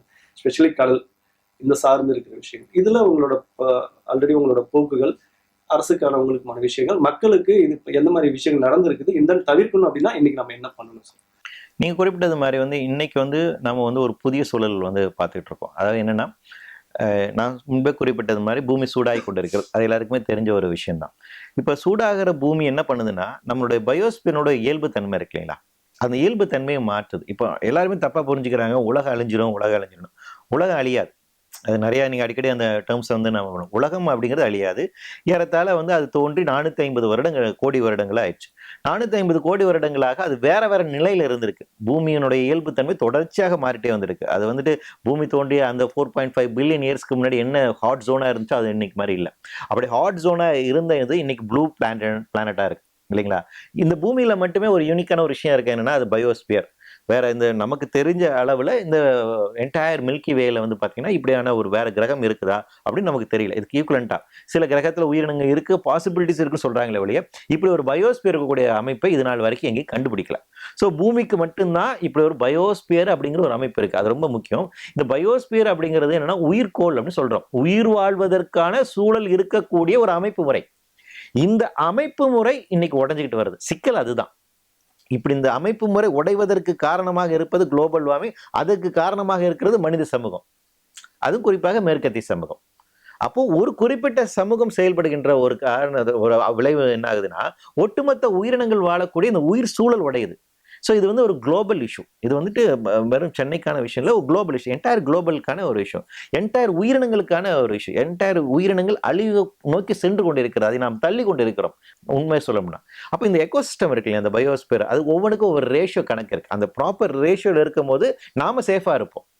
அந்த ரேஷியோ மாறிச்சுன்னா வேற இயல்புக்கு மாறும். அந்த வேற இயல்புக்கு உங்களால் தகவமைத்துக் கொள்ள முடியும், அந்த உயிரினங்கள் மட்டும் தான் தப்பி பிழைக்கும். இப்போ டார்வினுடைய தேர்வு இருக்குல்ல, the ability to change, the ability to adapt to new environment will survive அப்படிங்கிறதான். அப்ப அவர் என்ன சொல்றாருன்னா, மாறி வருகின்ற புதிய சூழலுக்கேற்ப வாழ கற்றுக்கொள்ளக்கூடிய, அந்த தகவமைத்துக் கொள்ளக்கூடிய எபிலிட்டி இருக்கக்கூடிய உயிரினங்கள் தப்பி பிழைக்கும். இந்த சர்வைவல் ஆஃப் தி ஃபிட்டஸ்ட் கிடையாது, வெறும் அது அப்படி சுருக்கமா புரிஞ்சுக்கிறாங்க, அது அப்படி கிடையாது. அந்த எபிலிட்டி டு அடாப்ட் இருக்கணும். அந்த எபிலிட்டி டு அடாப்ட்ங்கிறது டுவர்ட்ஸ் தி நியூ நேச்சர், அந்த நியூ என்விரான்மெண்ட், அந்த புதிய மாறி வரும் சூழல் இருக்குங்களா, இந்த மாறி வருகின்ற புதிய சூழலுக்கு நீங்களும் நானும் அடாப்ட் ஆக முடியாது. ஏன்னா ஹியூமன் பீயிங்ஸ்னுடைய அடாப்டபிள் கெப்பாசிட்டிங்கிறது அது 3-4 ஜெனரேஷன் ஆகும். நம்மளால வந்துட்டு ஒரு ஜெனரேஷன்ல வந்து அது அடாப்ட் ஆக முடியாது. கொசு அடாப்ட் ஆகிக்கும், ஏன்னா கொசு 24 மணி நேரத்துக்கு தான் வாழ்க்கை இல்லைங்களா. அதனால என்னன்னா அடுத்த ஜெனரேஷன் அதனால தான் இன்னைக்கு கொசுவத்தி சூழல் வச்சாலும் அது மேலே போய் உட்கார்ந்துருது. ஏன், அந்த கொஞ்சம் கொஞ்சமா அந்த இதை அந்த நச்சுத்தன்மையை நுகர்ந்து அதுக்கு அடாப்ட் ஆகுது. அதுல இருந்து ரெசிஸ்டன்ட் பவருக்கு அது வந்து கிடைக்குது. அதனால அடுத்த ஜெனரேஷன் கொசுக்கு அது வந்து பிரச்சனை இருக்கிறது கிடையாது. அப்ப நீங்க என்ன பண்ணணும், இந்த மருந்து இன்னும் வீரியமாக்கிட்டே போக வேண்டிய ஒரு தேவை இருக்கு இல்லைங்களா. கொசு அதுக்கேற்ற மாதிரி அடாப்ட் ஆகிட்டு போகுது. இதான் சிம்பிள் லாஜிக். ஸோ எவல்யூஷன் வந்து அப்போ என்னன்னா, இந்த எக்கோசிஸ்டமோட கொலாப்ஸை பற்றி நம்ம பேசிட்டு இருக்கோம். இந்த எக்கோசிஸ்டமோட கொலாப்ஸ் அப்படின்னா பூமியில் இருக்கக்கூடிய எல்லா அமைப்பு முறையும் மாற்றி அமைக்குது. என்ன பண்ணுது, வட துருவத்தில் இருக்கிற பனிப்பாறைகள் வேகமாக உருகுது, தென் துருவத்தில் இருக்கிற பனிப்பாறைகள் வேகமாக உருகுது. இந்த 2 இடத்துல கூட பனிப்பாறைகள் உருகுறதன் காரணமாக என்ன ஆகுதுன்னா, கடல் மட்ட உயர்வு ஏற்படுது, சீ லெவல் ரைஸ். ஏன்னா பனிப்பாறைகள் உறிஞ்சா அதிகமாக தண்ணி வரும் இல்லைங்களா. ஒட்டுமொத்த கிரீன்லாண்டில் இருக்கக்கூடிய ஆர்டிக் பகுதியில் இருக்கக்கூடிய பனிப்பாறைகள் உருகிடுச்சு அப்படின்னா 14 அடி அளவுக்கு நல்ல கடல் மட்டம் உயரும். சி லெவல் ரைஸ் வந்து 14 ஃபீட் இருக்கும். நம்ம டிஜிபி ஒரு புரிதல் சொல்லணும்னா, மெரினா இருக்கு இல்லைங்களா, மெரினாலேருந்து டிஜிபி ஆஃபீஸ் வந்து 6 மீட்டர் உயரம் தான். அப்போ வந்து இன்னும் தாழ்வான பகுதியெல்லாம் இருக்குங்களா, 1 மீட்டர் உயரம், நம்ம போர்ட்டு, பீச் ஸ்டேஷன் இதெல்லாம் 1 மீட்டர் அளவுக்கு உயருதான். 1 மீட்டர் அளவுக்கு கடல் உயர்ந்துச்சுன்னா அதெல்லாம் உள்ள போயிடும். அப்போ எந்த அளவுக்கு கடல் மட்டம் உயரப் போகிறதுங்கிறது ஒரு சவால். அப்போ எங்கோ உருகுகின்ற பனிப்பாறை இங்க இருக்கக்கூடிய நிலப்பகுதியில மூழ்குவதற்கான ஆபத்து இருக்கு. ஸோ இதுதான் இன்டர்கனெக்டா இருக்கக்கூடிய விஷயம். அப்போ ஒவ்வொரு விஷயங்களா கொலாப்ஸ் ஆகுது. இப்போ மான்சூன் வேற மாதிரி மாறிட்டு இருக்கு, மலை மேகங்கள் வேற மாதிரி மாறிட்டு இருக்கு, வெயிலுடைய தன்மை மாறிட்டு இருக்கு, புயலுடைய தன்மை மாறிட்டு இருக்கு. இது ஒவ்வொரு இடத்துல ஒவ்வொரு பிரச்சனையை உருவாக்கும். சரி, சென்னையை பொறுத்த வரைக்கும் என்ன சார் பிரச்சனை அப்படின்னு கேட்டீங்கன்னா, சென்னையை பொறுத்த வரைக்கும் கடல் மட்ட உயர்வுனால என்ன பிரச்சனை உண்டாகும் சமீபத்தில் ஒரு ஆய்வு வந்திருக்கு. இந்த ஆய்வு தான் இப்போ பரவலாக பேசப்படுகிறது. சி ஸ்டெப் அப்படிங்கிற ஒரு நிறுவனம் இந்த ஆய்வு செஞ்சிருக்காங்க. அவங்க என்ன சொல்றாங்கன்னா, 2050ஆம் ஆண்டுக்குள்ளாக சென்னையினுடைய கடல் மட்ட உயர்வு அப்படிங்கிறது 73 சென்டிமீட்டர் அளவுக்கு உயருங்கிறாங்க.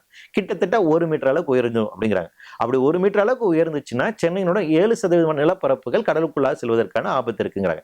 இப்ப கடல் மட்ட உயர்வு பொறுத்த வரைக்கும் இப்ப கடல் தண்ணி இப்படி உள்ள பூந்து இப்படி உள்ள வருங்கிறது அவசியம் இல்லை. சீ ஃபிளட்டிங்னு ஒரு கான்செப்ட் இருக்கு. அதாவது என்னன்னா, சென்னையில உங்களுக்கு தெரியும், கூவம் இருக்கு, கொசத்தலையார் இருக்கு, அடையார் இருக்கு இல்லைங்களா.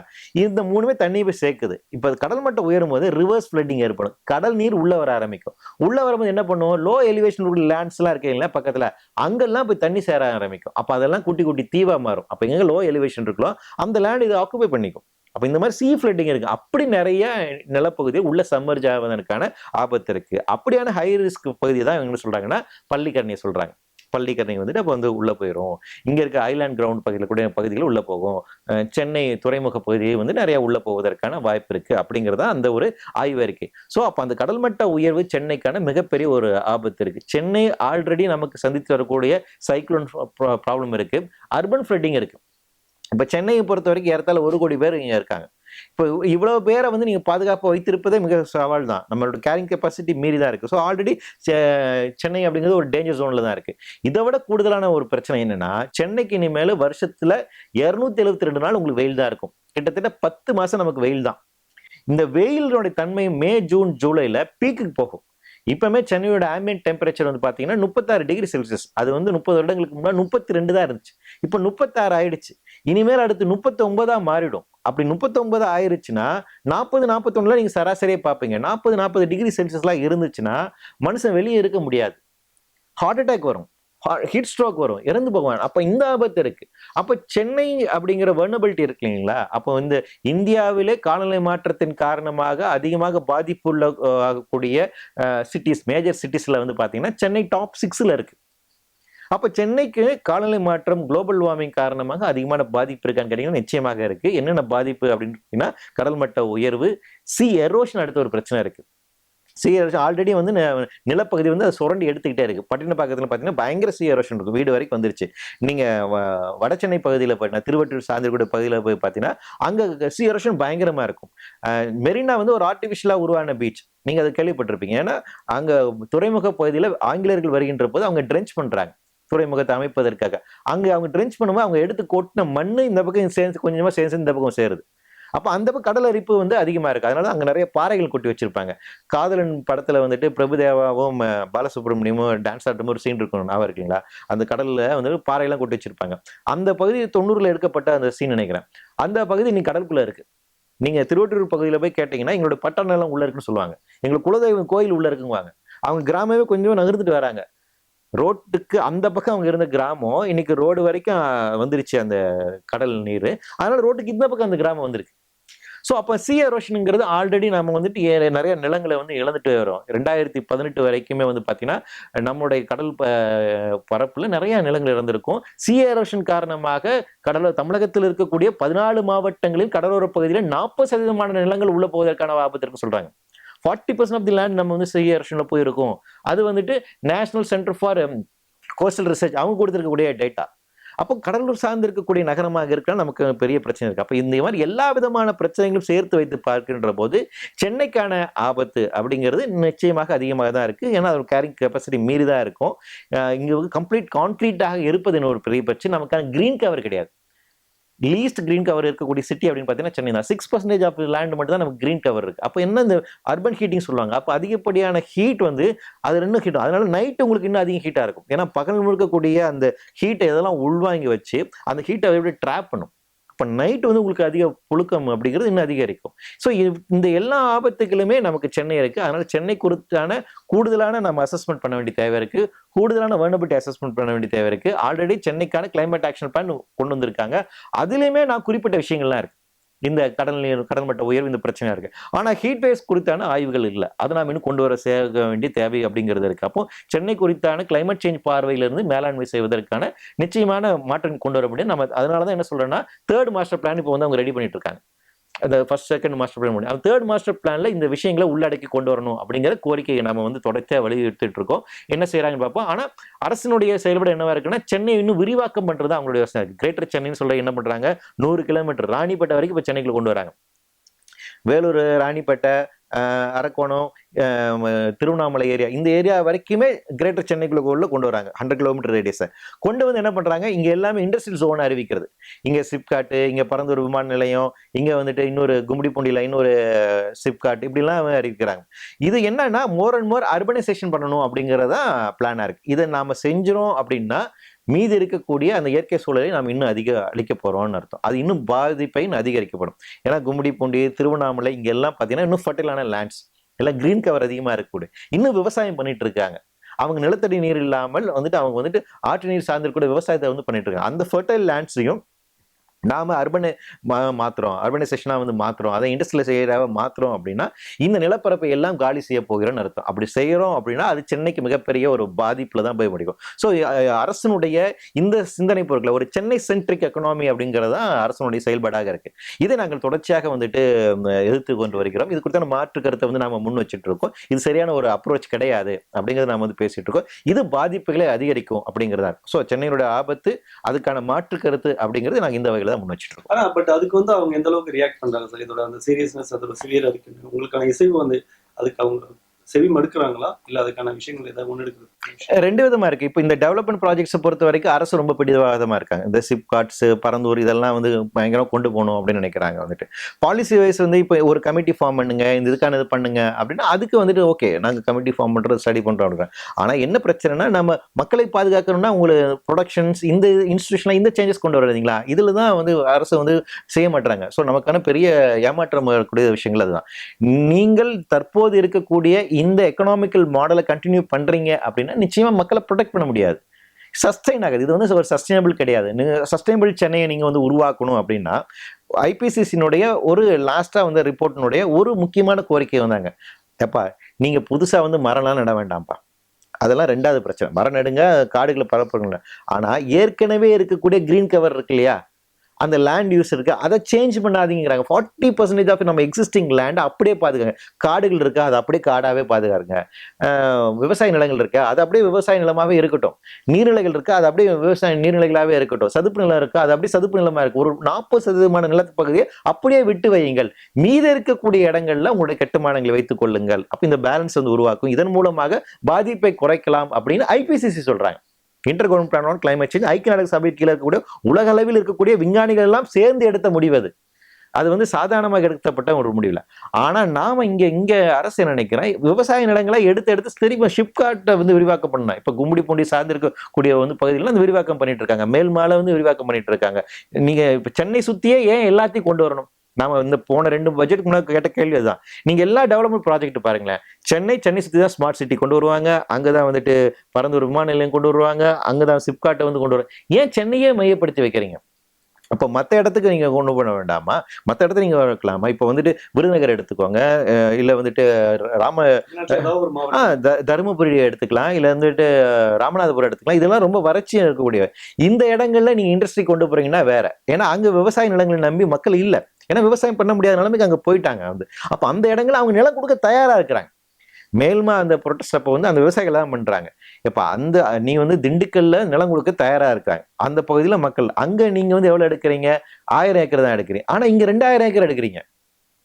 அப்ப நீங்க உங்களுக்கு தேவை நிலம் அப்படிங்கிறதா, இதெல்லாம் மேனுஃபேக்சரிங் செக்டர்ஸ் தான். அதை நீங்க அங்க கொண்டு போகலாம், அங்களுக்கான நீர் வசதி வந்து உற்பத்தி பண்ணி கொடுக்கலாம் இல்லைங்களா? ஒரு ஸ்பெஷல் எக்கனாமிக் ஜோனை நீங்க அங்க தாராளமா அமைக்கலாமே, அதுக்கான எந்த விதமான இன்ஃப்ராஸ்ட்ரக்சர் டெவலப் பண்ணலாமே. அப்ப அந்த பகுதியில வந்து இன்னைக்கு சென்னையில வேலை செய்யக்கூடியவங்க யாரு? எல்லாம் தென் மாவட்டத்துல வந்தவங்க தானே, உடல் உழைப்பாளிகள் எல்லாமே அங்க இருந்து தானே, அங்க வாய்ப்பு இல்லாம தான் இங்க வர்றாங்க. அப்ப ஏன் நீங்க அதை அங்க கொண்டு போக கூடாது அந்த பிளான்ல?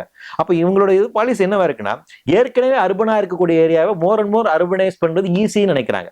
More and more easy investment வரும், அப்ப அதன் மூலமாக இண்டஸ்ட்ரியலைசேஷனை பறக்குவது, மேல் இண்டஸ்ட்ரியலைசேஷன் பண்ணுவது அப்படின்னு.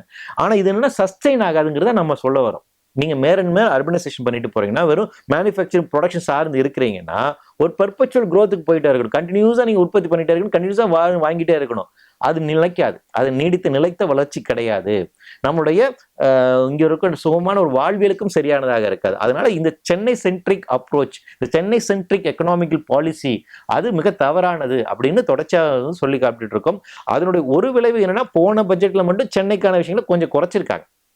ஆனால் அவங்க முன்னாடி அறிவித்த திட்டங்கள் இன்னும் அப்படியே தான் இருக்கு.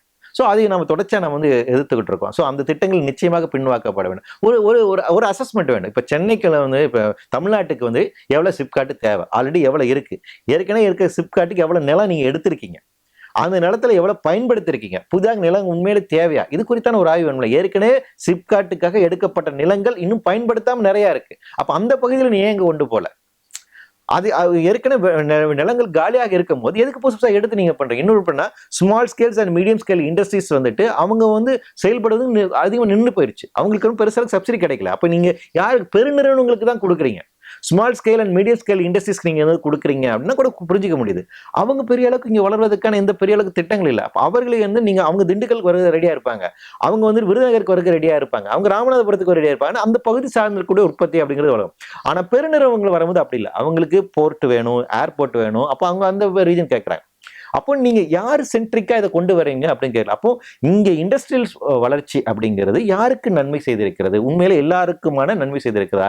எல்லா மக்களுக்குமான வளர்ச்சி அதுவே சேர்த்திருக்கிறதா அப்படிங்கிற ஒரு கேள்வி இருக்கு. நம்மளுடைய வாழ்வியல் அப்படிங்கிறது மேம்பட்டு இருக்கா? இது ரெண்டாவது சஸ்டைன் ஆனதா அப்படின்னு இந்த கேள்விக்கு உட்படுத்த வேண்டிய ஒரு தேவை இருக்கு. இதை நாம் தொடர்ச்சியாக செய்துகிட்டு இருக்கோம். இந்த முரண்பாடு அப்படிங்கிறது இன்றையும் இருக்கதான் செய்கின்றது.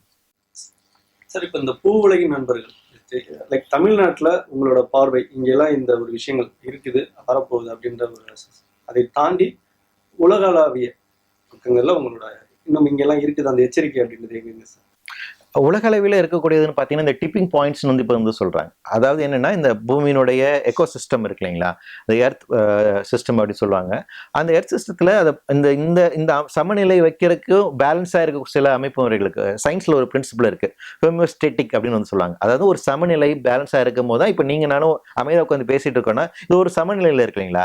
இதுல எங்காச்சும் இதுல வந்து ஒரு சின்ன ஒரு நிலநடுக்கம் வந்துருச்சு அப்படின்னா டக்குன்னு நீங்க நானும் அதிர்ச்சி அடையும் சரிங்களா. அப்போ அந்த ஹோமியோஸ்டேட்டிக் அப்படிங்கிறது இந்த ஹோமியோஸ்டேட்டிக் அப்படிங்கிற இந்த அமைப்பு முறை இருக்கிறதுக்கு என்னன்னா இயற்கையாக இருக்கக்கூடிய விஷயங்கள் வந்து கரெக்டாக அது பேலன்ஸாக இருக்கணும் அப்படிங்கிறது இருக்கு. அதில் தான் உயிரினங்கள் ரொம்ப பேலன்ஸாக இருக்கும். அதில் மாற்றம் நிகழ்கின்ற போது என்ன ஆகுனா ஆட்டோமேட்டிக்காக உயிரினங்கள் வந்து ஆட்டம் காண ஆரம்பிக்கும். ஸோ இந்த பேலன்ஸ் வைத்திருக்கக்கூடிய அமைப்புகளாக இருக்கக்கூடிய நிறைய இயற்கை அங்கங்கள் இருக்கு. அதில் முக்கியமானது வந்து பார்த்தீங்கன்னா north pole and south pole இந்த ரெண்டு பகுதியில் இருக்கக்கூடிய அந்த பனிப்பாறைகள், அமேசான் காடுகள், Atlantic Mediterranean over turning circulation சொல்லக்கூடிய அமாக், அந்த அட்லாண்டிக் பெருங்கடலில் இருக்கக்கூடிய அந்த கடலுடைய நீரோட்டம், அப்புறம் ஆப்பிரிக்கா பகுதியில் இருக்கக்கூடிய அந்த மான்சூனுடைய செட்டப், அப்புறம் போரல் ஃபாரஸ்ட், அப்புறம் பெர்மா ஃபாரஸ்ட்னு சொல்லுவாங்க. இவை இந்த மாதிரி அமைப்புகள் இருக்குங்களா, ஷேல் ஃபாரஸ்ட். இப்போ இந்த அமைப்புகள்லாம் பூமியினுடைய அந்த வெதர் பேட்டர்னை தான் பேலன்ஸ் பண்ணுது. இதில் என்ன ஆகுதுன்னு பார்த்தீங்கன்னா டெம்பரேச்சர் இன்க்ரீஸ் ஆக ஆக இந்த ஒவ்வொரு அமைப்பு முறைகளே உடஞ்சிட்டு இருக்கு.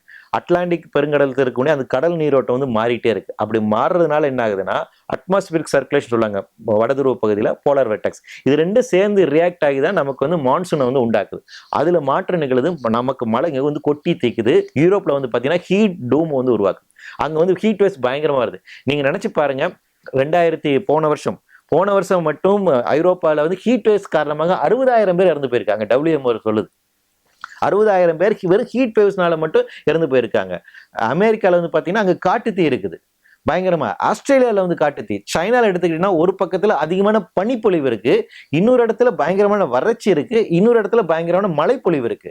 பாகிஸ்தான் எடுத்துக்கோங்க, 2019 வந்து சிந்து ப்ராவின்ஸ்ல வந்து பாத்தீங்கன்னா கம்ப்ளீட் சிந்து ப்ராவின்ஸ் அடிச்சுட்டு போயிருச்சு. அப்படியே அங்க பனிப்பாறைகள் உருகனுடைய அந்த வேலை, அந்த கிளாசியர்ஸ்னுடைய வெடிப்பு அப்படி சொல்றாங்க, மேக வெடிப்பு நம்ம இங்க சொல்றாங்களா, அந்த மாதிரி கிளாசியர்ஸ் அப்படி வெடிச்சு உருகி போகுது. அவ்வளவு தண்ணி வருக்கான காரணம் குளோபல் வார்மிங் சொல்றாங்க. அதுல வேகமா உருகுது. என்டையர் சிந்து ப்ராவின்ஸே வந்து அடிச்சுட்டு போயிருச்சு. $7 பில்லியன் லாஸ் அப்படின்னு வந்து சொல்றாங்க. அந்த அளவுக்கு பாகிஸ்தான் வந்து இருக்கு. வருஷம் வந்துட்டு அசாம் 3 வாட்டி ஃப்ளட் வருது, ஹிமாச்சல்ல வந்து ஃப்ளட் வருது. அப்போ என்னன்னா மான்சூன் வந்து கண்ணா பின்னான மழை பெய்யுது. அப்போ உலகெங்கிலும் இருக்கக்கூடிய இந்த பேலன்ஸா வச்சிருக்கக்கூடிய அந்த அமைப்புகள் அதெல்லாம் உடஞ்சிட்டு இருக்கு. அதை டிப்பிங் பாயிண்ட்ஸ்னு வந்து சொல்றாங்க. இந்த டிப்பிங் பாயிண்ட்ஸ் ஒவ்வொன்றுமே உடஞ்சி அது மாறிடுச்சு அப்படின்னா, அது இயல்புத்தன்மை மாறிடுச்சுன்னா இந்த பூமி அடுத்து வேற எப்படி இயங்குன்னு தெரியாது. ஆமா, இந்த அமாக்குன்னு சொல்றோம் இல்லைங்களா, அந்த Atlantic Mediterranean over turning circulations மாறி அது வந்து 2050 60க்குள்ள அது வந்து கம்ப்ளீட்டா கொலாப்ஸ் ஆயின்னு சொல்றாங்க. அதனோட இயல்பு நிலை மாறிடுச்சுன்னா மான்சூனை இனிமேல் நம்மளால ப்ரெடிக்ட் பண்ணவே முடியாது. மான்சூன் எப்படி இருக்குன்னு தெரியாது. இப்போ ஆடி பட்டம் தேடி விதைக்கணும் ஒரு பழமொழி இருக்கு. இந்த பழமொழி எப்போ யாரு கண்டுபிடிச்சுப்பான்னு தெரியுங்களா? எப்படி பார்த்தாலும் வந்து ஒரு தமிழ் சமூகம் வந்து ஒரு 5000 வருடங்கள் பழமையான ஒரு சமூகமா இருந்திருக்கலாம் இல்லைங்களா. நமக்கு சிந்து சமவெளி நகரத்துல இருந்து அந்த தொடர்பு இருக்கு. அப்படி இருக்கின்ற போது இந்த பழமொழி வந்துட்டு என்னன்னா கண்டினியூஸா வெஜிடேஷன்ஸ் கண்டினியூஸா கல்டிவேஷன் பண்ண ஒருத்தர் ஆரிஜின் ஆகி வந்திருக்கும் இல்லைங்களா.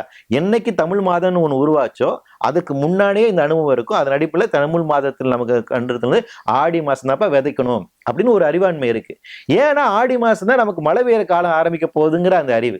அப்போ மழை பெய்யும், நம்ம விதைக்கணும், கரெக்டா பயிர் வரும். ஏன்னா உங்களுக்கு அந்த விதைச்சதுல இருந்து கொஞ்சம் கரெக்டா மழை பெய்யணும், அதுக்கப்புறம் கொஞ்சம் வளரணும், அதுக்கப்புறம் திருப்பி மழை பெய்யணும், அப்புறம் அறுவடைக்கு ரெடி ஆகணும். இந்த ஒரு ப்ராசஸ் இருக்குங்களா, அது நம்ம ரொம்ப பியூட்டிஃபுல்லா வந்து மான்சூன் அண்டர்ஸ்டாண்ட் பண்ணி வச்சிருக்கோம், பருவமழை அண்டர்ஸ்டாண்ட் பண்ணி வச்சிருக்கோம். இன்னைக்கு என்ன பிரச்சனைனா ஆடி மாசம் எப்படி இருக்குன்னு தெரியாது. ஏன் அப்படின்னா பருவமழையினோட இயல்புத்தன்மை மாறிடுச்சு. 3 மாசம் நிறுத்தி நிதானமா பெய்ய வேண்டிய மழை 3 மணி நேரத்துல கொட்டி தீக்குது. கேரளா அந்த வயநாடுல வந்து பாத்தீங்கன்னா 48 மணி நேரத்துல 57 சென்டிமீட்டர் மழை. இங்க நமக்கு திருநெல்வேலியில வந்துட்டு அந்த காயல்பட்டினத்துல பாத்தீங்கன்னா 96 சென்டிமீட்டர் மழை. நாம நினைச்சு பார்த்திருக்கோம். தூத்துக்குடியில வந்துட்டு இந்த மழை பாதிப்பு வரணும்னா விருதுநகருக்கு ரெட் அலர்ட் கொடுத்தாங்க. மழையே வராத ஊர் அதெல்லாம். அப்ப என்னன்னா எந்த பகுதியில அதிகமா மழை இருக்குன்னு தெரியாது. இதுக்கு என்ன காரணம்னு பாத்தீங்கன்னா அந்த அட்லாண்டிக் மெடிட்டரேனியன் ஓஷன் கரையில ஏற்படக்கூடிய மாற்றம், அங்க இருக்கக்கூடிய அட்மாஸ்பியர் சர்க்குலேஷன் கூட மாற்றம். அடுத்து நமக்கு அமேசான் காடுகள் வேகமா அழிஞ்சிட்டு இருக்கு. கடலினுடைய தன்மை வேகமா மாறிட்டு, கடலினுடைய தன்மை நமக்கு வேகமா வச்சுன்னா ஆக்சிஜன் உற்பத்தியில பெரும் பிரச்சனை வரும். கடல் வந்து எந்த அளவுக்கு எனக்கு ஹீட்டை வந்து உள்வாங்கிட்டு இருக்குன்னா, இப்படி நீங்க சொடக்கு போடுற ஒரு செகண்டுக்கு 13 ஹிரோஷிமா நாகசாமி பாம் வெடிச்சா எந்த அளவுக்கு ஹீட் வருமோ அந்த ஹீட் அதை அப்சர்வ் பண்ணிட்டு இருக்கு எவ்ரி செகண்ட். 2001 வந்து அது 3 அட்டாமிக் பாம்புக்கான ஹீட்டை ரிசீவ் பண்ணிட்டு இருந்துச்சு. இன்னைக்கு 13 அட்டாமிக் பாம்புக்கான ஹீட்டை வந்து ரிசீவ் பண்ணிட்டு இருக்கு. அப்ப கடலினுடைய மெரின் டெம்பரேச்சர் இருக்குங்களா, அது பயங்கரமா இன்க்ரீஸ் ஆயிட்டு இருக்கு. ஒரு சூறாவளி புயல் உருவாகணும் அப்படின்னா கடலினுடைய ஆம்பியன்ட் டெம்பரேச்சர் 26 டிகிரி செல்சியஸ் இருக்கணும். இன்னைக்கு அது 28 டிகிரி செல்சியஸ்ல இருக்கு. அப்போ எப்ப பார்த்தாலும் பருவமழைக்கு வந்து நமக்கு டிப்ரெஷன் ஏன் சீக்கிரமா உருவாகுனா அதுக்கான காரணம் தான். ஒரு இன்கிரிடியன்ட் ரெடியா இருக்கு. ஆல்ரெடி நீராவி வந்து அழகா இருக்கு. மேல இருந்து ஒரு அழுத்தம் கிடைச்சா போதும், ஒரு அட்மாஸ்பியரிக் அழுத்தம் கிடைச்சா போதும், உடனே ஒரு டிப்ரெஷன் வந்து ஃபார்ம் ஆயிடும். ஸோ நமக்கு வந்துட்டு புயல் அதிகமாக உருவாகும். நமக்கு கடந்த மான்சூன்ல வந்து பார்த்தீங்கன்னா நிறைய டிப்ரெஷன் கண்டினியூஸா உருவாகுது. ஒரு டிப்ரெஷன் உருவாகி அடுத்து கண்டினியூஸா உருவாகிறதுனால தான் அது சைக்ளோனா ஃபார்ம் ஆகல, நல்வாய்ப்பாக சைக்ளோனா ஃபார்ம் ஆக இன்னும் பெரும் பிரச்சனை. ஸோ அப்போ என்னன்னா இந்த அமைப்பு முறைகள் மாறுவதன் காரணமாக ஒவ்வொரு இயல்புத்தன்மையும் மாறுது. இப்ப கடந்த இன்னொரு 80 வருஷத்துல வந்துட்டு உங்களுக்கு பாத்தீங்கன்னா அண்டார்டிகா பகுதியில் இருக்கக்கூடிய பெரும்பான்மையான ஐஸும் உருகிடும் சொல்றாங்க. அப்படி உருகிடுச்சுன்னா உலகத்தில் இருக்கக்கூடிய ஒட்டுமொத்தமான ஐலாண்ட் நாடுகள் எல்லாமே, தீவுகள் எல்லாமே கம்ப்ளீட்டா மூழ்கிடும். ஏன்னா அண்டார்டிகா பகுதியில் இருக்கக்கூடிய பனிப்பாறைகள் வந்து 60 அடிகளுக்கு உயரும். 60 ஃபீட், 60 அடிக்கு கடல் மட்டம் உயர்ந்துச்சுன்னா நீங்க நினைச்சு பாருங்க. அது நடப்பதற்கான அது என்ன சொல்றாங்க ட்ரெடிஷனலா அது நடக்கிறதுக்கு இன்னொரு 100-150 வருஷம் ஆகலாம்னு சொல்றாங்க. ஆனா கிரீன்லாந்து அண்ட் ஆர்டிக் பகுதியில் பனிப்பாறைகள் வந்து 2080 உருவதற்கான, இமயமலையில் இருக்கக்கூடிய பனிப்பாறைகள் வந்து 2050 50% உருடுங்கிறாங்க. 50% உருகிடுச்சுன்னா நீங்க நினைச்சு பாருங்க, பிரம்மபுத்திரா, கங்கா, சரஸ்வதி இந்த எல்லா நதிகள் இருக்குல்ல அதுல இருந்து வரணும். அதனோட நீரோட்டம் என்னன்னு யோசித்து பாருங்க. 60% மக்கள் அதை நம்பிதான் இருக்காங்க. வட இந்தியா ஃபுல்லா அதை நம்பிதான் இருக்காங்க. அப்போ எந்த அளவுக்கு அன்ரெஸ்ட்னஸ் உருவாகுன்னு பாருங்க. ஆல்ரெடி உணவு உற்பத்தியில நமக்கு இருக்கக்கூடிய பிரச்சனைனா, நம்ம பண்ண உணவு உற்பத்தியில வந்து நியூட்ரிஷன் வேல்யூ குறைஞ்சிட்டு இருக்கு. நைட்ரஜன் சைக்கிள் வந்து உடஞ்சிட்டு இருக்கு. முன்னாடி நீங்க 4 இட்லி சாப்பிட்ட இடத்துல இனிமேல் 8 இட்லி சாப்பிடணும், அப்பதான் அந்த நியூட்ரிஷன் கிடைக்கும். அப்ப நியூட்ரிஷன் நமக்கு உணவு உற்பத்தியில மிகப்பெரிய ஒரு பிரச்சனை உண்டாயிருக்கு. கடலுக்குள்ள இதோட சேர்த்து என்னன்னா இன்னொரு பெரிய பிரச்சனை நாவல் என்டிட்டிஸ்னு சொல்லுவாங்க. இந்த நாவல் என்டிட்டிஸ்னா என்னன்னா மனிதன் செயற்கையாக கண்டுபிடித்த சில பொருட்கள் இருக்குல்ல, அதோட பாதிப்பு. நம்ம பிளாஸ்டிக்கை கண்டுபிடிச்சிருக்கோம், கெமிக்கல்ஸை வந்து கண்டுபிடிச்சிருக்கோம். இதனுடைய பாதிப்பு அடுத்து என்னன்னு தெரியல. கடலுக்குள்ளாக மிகப்பெரிய ஒரு கண்டத்தை வந்து உருவாக்கியிருக்கோம், பிளாஸ்டிக் கண்டம். வருஷத்துக்கு ஒரு கிரெடிட் கார்டு கலவான பிளாஸ்டிக்கை நம்ம சாப்பிட்டுட்டு இருக்கோம்.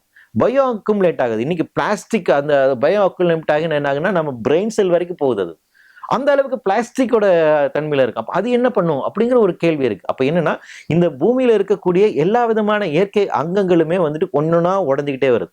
இப்படி உடைகின்ற போது அந்த இயல்புத்தன்மை அதோட மாற்றம் என்னவாகும் அப்படிங்கிறது நம்ம கணிப்பதற்கே ரொம்ப சவாலான விஷயங்களா இருக்கு.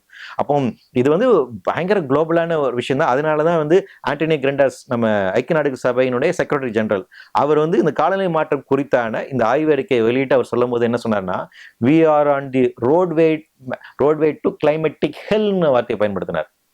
கிளைமேட்டிக் ஹெல், அதை நோக்கி நம்ம போய்கிட்டு இருக்கோம் அப்படின்னாரு. we are on a climatic bomb அப்படின்னாரு. அப்ப அந்த மோசமான நிலைமையை நோக்கி வந்து போயிட்டு இருக்கு. அப்ப இன்னைக்கு பேரிடர்கள் இல்லாத ஒரு நாடு, ஒரு இடம் அப்படிங்கிறதே இல்லைல்ல. ஸ்டேட் ஆஃப் ஃபாரஸ்ட் வந்து 2021 ஒரு ஆய்வறிக்கை வெளியிட்டாங்க. நம்ம மினிஸ்ட்ரி ஆஃப் ஃபாரஸ்ட் தான் வெளியிட்டிருக்காங்க. அதன்படி அவங்க என்ன சொல்றாங்கன்னா 2050 ஆண்டுக்குள்ளாக இந்தியாவில் இருக்கக்கூடிய எல்லா காடுகளுமே த்ரான் ஃபாரஸ்டா மாறிடுங்கிறாங்க. அப்ப என்னன்னா காட்டு தீ இனிமேல் அதிகமா இருக்கும். காட்டு தீ அதிகமாக இருக்குன்னா ஹியூமன் அனிமல் கான்ஃபிளிக்ட் வந்து உங்களுக்கு அதிகமா இருக்கும், ஜூனாட்டிக் டிசீஸ் அதிகமா இருக்கும். இந்த பெர்மாஃபாஸ்ட் நான் சொன்னீங்களா, பனிப்பாறைகள்லாம் ஆர்டிக் பகுதியில் அந்த பனிப்பாறைகள்லாம் உருகிடுச்சுன்னா அதுக்குள்ள வந்து மீத்தேன் வந்துட்டு அதிகமாக ஆகும். இந்த மீத்தேன் அதிகமாச்சுன்னா குளோபல் வார்மிங் இன்னும் ஃபாஸ்ட் ஆகும். அதோடு சேர்த்து அங்க உள்ள கூட ஜாம்பி வைரஸ்னு சொல்றாங்க. அதாவது பல லட்சம் கோடி வருடங்களுக்கு முன்பாக இருக்கக்கூடிய வைரஸ்கள், அது நிறைய பல லட்சங்கள் இருக்கு. அதுல சில சாம்பிள் எடுத்து சோதனை பண்ணி பார்க்கும்போது இந்த வைரஸ் எல்லாம் மனிதனை பாதிப்பு உண்டாக்கக்கூடிய வைரஸா இருக்குன்னு ஒரு ஆய்வறிக்கை சொல்றாங்க. ஒரு 5% ஆஃப் வைரஸ் மட்டும்தான் அவங்க ஆய்வுபடுத்திருக்காங்க. இன்னும் லட்சக்கணக்கான வைரஸ் இருக்கு. அப்ப அந்த வைரஸ் நமக்கு கொரோனா மாதிரி பேண்டமிக் எதிர்காலத்தில் வருவதற்கான ஆபத்துகள் அப்படிங்கிறது நமக்கு வந்துட்டு கோரல் ரீஃப்ஸ் ஆல்ரெடி செத்துட்டு இருக்கு. கோரல் ப்ளீச்சிங் அப்படிங்கிறது அது வேகமாக நடந்து கொண்டு இருக்குது. அப்போ இந்த மாதிரி அடுக்கடுக்காக நம்மளை சுத்தி நிறைய நிகழ்வுகள், மாற்றங்கள், அப்படி தொடர் நிகழ்வுகள் அப்படிங்கிறது வந்து எந்த பிரச்சனையை நாம் எதிர்கொள்வது அப்படிங்கிறது, ஹீட் நம்மளுக்கு வந்து கொள்வோம், குளிர் நம்மளை வந்துட்டு அதிகப்படியாக, அதாவது என்ன ஹீட் இனிமேல் அதிகமா இருக்கும், குளிரும் அதிகமாக தான் இருக்கும். இன்னொரு பெரிய பிரச்சனைனா நீங்க கடுமையான ஒரு உஷ்ண பீரியட்ல இருந்துட்டு கடுமையான குளிர்காலத்துக்கு நகரணும், பாடி டக்குன்னு அடாப்ட் ஆகாது. அப்போ பாடியோட அடாப்டபிலிட்டியில இருக்கக்கூடிய வந்து பிரச்சனை. அப்போ இந்த சேஞ்ச் எப்படி வேணும், அப்போ அதுக்கான ஆதாரமான உணவு நீங்க எடுத்துக்கொள்ள முடியலாம், அது ரொம்ப சவாலான. அப்போ இந்த ஒட்டுமொத்தமா பூமியில இருக்கக்கூடிய இந்த எல்லா அமைப்புகளுமே வந்துட்டு இன்னைக்கு மாறிட்டு இருக்கு. இந்த புதிய சூழல் அப்படிங்கிறது கண்டிப்பா நமக்கு வந்து பெரிய ஒரு சவாலான ஒரு சூழல் தான். நீ சொன்ன மாதிரி ஒவ்வொரு ஹியூமன் பீயிங்குமே வந்துட்டு அதுக்கு அடாப்ட் பண்ணியதுக்கு டேக் ஒரு 2-3 ஜென்ரேஷனுக்கு நம்ம அவ்வளோ எக்ஸ்பீரியன்ஸ் ஆனதான் அது பண்ண முடியும். ஆமா. ஆனா நம்ம ஒரு ஷார்ட் பீரியட்லயே அது எல்லாத்தையும் ஃபேஸ் பண்ணணும். அதுக்கு நம்ம அடாப்ட் ஆகணும்னா it's not possible. At same time sir ஆக்சுவலா வந்து இதுக்கு வந்து பாத்தீங்கன்னா இப்போ ஒவ்வொரு தனி மனிதனும் நீங்க சொன்ன மாதிரி நம்ம முடிவில் அதுக்கான விஷயங்கள் வைக்கிறதுக்கு முன்னாடி ஒவ்வொரு தனி மனிதனும் இதற்கான வந்துட்டு அதை கட்டமைச்சிக்க முடியுமா? ஒரு அரசு அதிகாரம் இது அவங்க பார்த்துலயே நம்ம பார்த்துக்கிட்டு அவங்களே நம்ம டிபெண்ட் பண்ணி அவங்களே ரொம்ப பிலீவ் பண்ணி நின்று கடைசியில் அவங்க தான் இவ்வளவு விஷயத்துக்கு பின்னாடியும் ஒரு தீர்க்கமா இயங்கிக்கிட்டு இருக்கிறாங்க. லைக் ஒரு ஆபத்துக்கு அப்படின்ற விஷயம் தான் நிதர்சனம், எல்லாருக்கும் தெரிஞ்ச ஒரு விஷயம் தான். பட் அதை தாண்டி ஒவ்வொரு தனி மனிதனுமே அந்த பார்வையிலேருந்து தன்னை மாத்திக்கிட்டு தன்னை கட்டமைச்சுக்கிறதுக்கான தீர்வுகள் ஏதாவது இருக்கும்? தன்னளவுல நீங்க எப்படி ஒரு சூழலுக்கு இசைவான ஒரு வாழ்வியலை வாழலாம், ஒரு லைஃப் ஸ்டைலை நீங்க உருவாக்கிக்கலாம் அப்படிங்கிறது ஒண்ணு. ஆனா என்ன பிரச்சனைனா, இப்போ இது நான் எதா இருந்தாலும் இந்த சமூகத்துல வாழ்ந்துதான் ஆகணும். நான் இந்த வெயில ஃபேஸ் பண்ணி தான் ஆகணும். நான் இந்த குளிர நான் வீட்டுக்குள்ளே இருந்துகிட்டு சேஃபா இருந்தேன்னா அது முடியாது இல்லைங்களா? இப்போ நீங்க வீட்டுக்குள்ளே இருக்கணும் அப்படின்னா நீங்க ஏசி இல்லாமல் இனிமேல் இருக்க முடியாது. 2030க்குள்ள வந்துட்டு இந்தியாவில் வெயிலுடைய தன்மை எந்த அளவுக்கு போக போகுது அப்படின்னா மெக்கன்ஸ்டல் இன்ஸ்டியூட் வந்து ஆய்வறிக்கை சொல்றாங்க, அன்லிவபிள் கண்டிஷனுக்கு போயிடும் அப்படிங்கிறாங்க. இனிமேல் சராசரி வெப்பம் அப்படிங்கிறது நமக்கு 40ங்கிறது சராசரி வந்துடும் 2030க்கு பின்பாக அப்படின்னு பார்த்தீங்கன்னா ஆவரேஜ் அதான் இருக்கும். 40-40க்கு மேலே தான் அப்படிங்கிறது இருக்கணும்.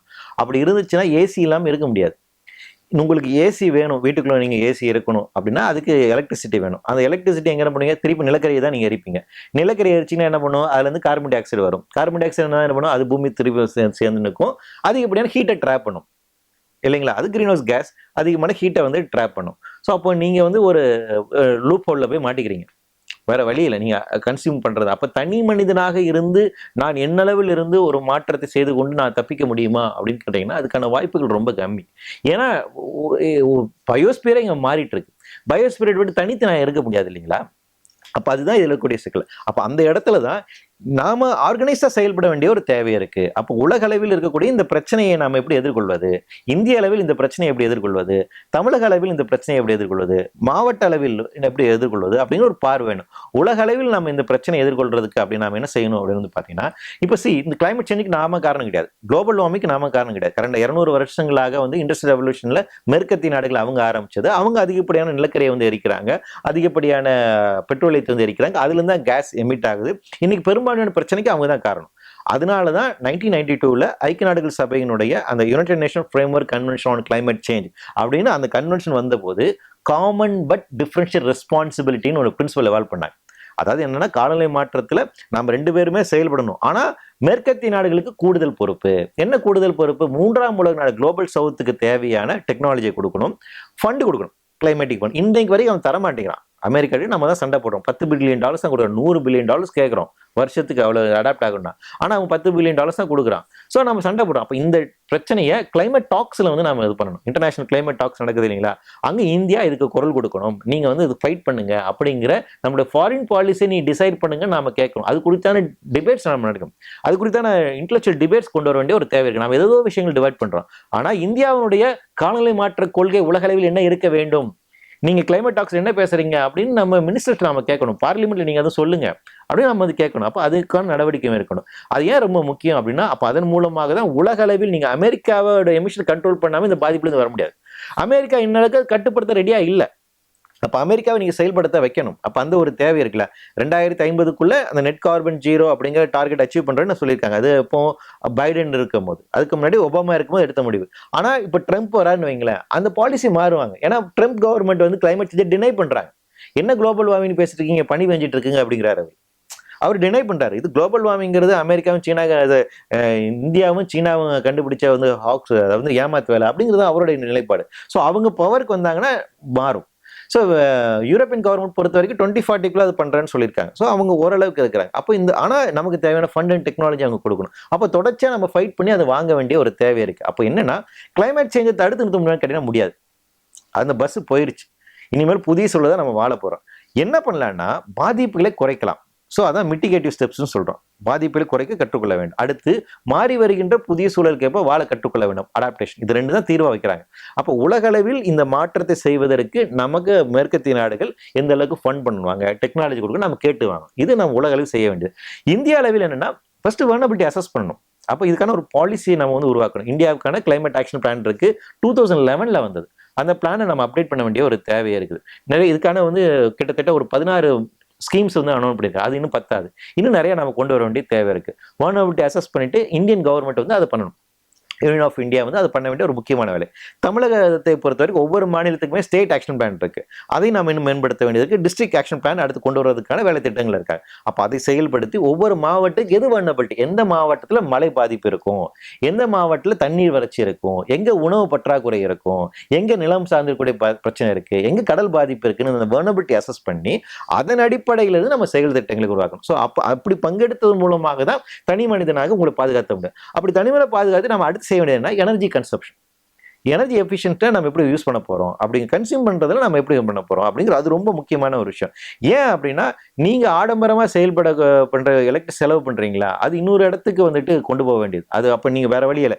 நான் இன்னைக்கு பண்ண மாதிரி லக்ஸரியா நான் வந்து எலக்ட்ரிசிட்டி யூஸ் பண்ணுவேன், ஆனா அந்த எலக்ட்ரிசிட்டில ரினியூபிள்ல இருந்து வரணும்னா முடியாது.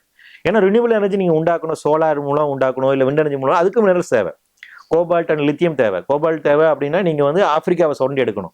லித்தியம் தேவைன்னா தென் அமெரிக்காவை சுரண்டி எடுக்கணும். அப்ப அந்த மக்கள் பாவம் இல்லையா? அப்போ உங்களுடைய அத்தியாவசிய தேவைக்காக நீங்க மின்சாரத்தை பயன்படுத்துங்கிறது வேற. அது ஓகே. இன்னைக்கு வரைக்கும் இந்தியாவில் வந்து 40% கிராமங்களுக்கு நம்ம வந்துட்டு இன்னும் ஒரு குண்டு பல்பை கூட போய் சேர்க்க முடியல. இன்னும் எலக்ட்ரிசிட்டி இல்லாம இருக்காங்க. அவ்வளவு கிராமங்கள் இருக்கு. அப்போ அவங்களுக்கு எலக்ட்ரிசிட்டி கொடுத்தாகணும். அது ரினியூவல கொடுத்தாகணும்.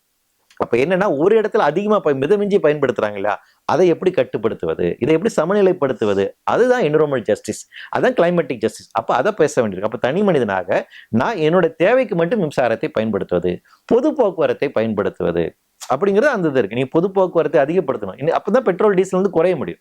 அப்ப என்னன்னா இது வந்து ஒரு கலெக்டிவா நாம செய்ய வேண்டிய ஒரு சமூகமாக சேர்ந்து செயல்படுவதன் மூலமாக இந்த மாற்றத்தை நோக்கி நகர முடியும். அப்ப தனி மனிதனாக நாம இந்த வேலை திட்டங்களை வந்து செய்ய வேண்டியது இருக்கு. இது பரவலாக்கணும். இது குறித்தான பேச்சை நாம நடத்த வேண்டிய ஒரு தேவை இருக்கு. நமக்கு இருக்க ஒரே டார்கெட் என்னன்னா இது எல்லாமே நம்ம 2030 எவ்வளவு பண்றோம், 2050 என்ன பண்றோங்கிறதா.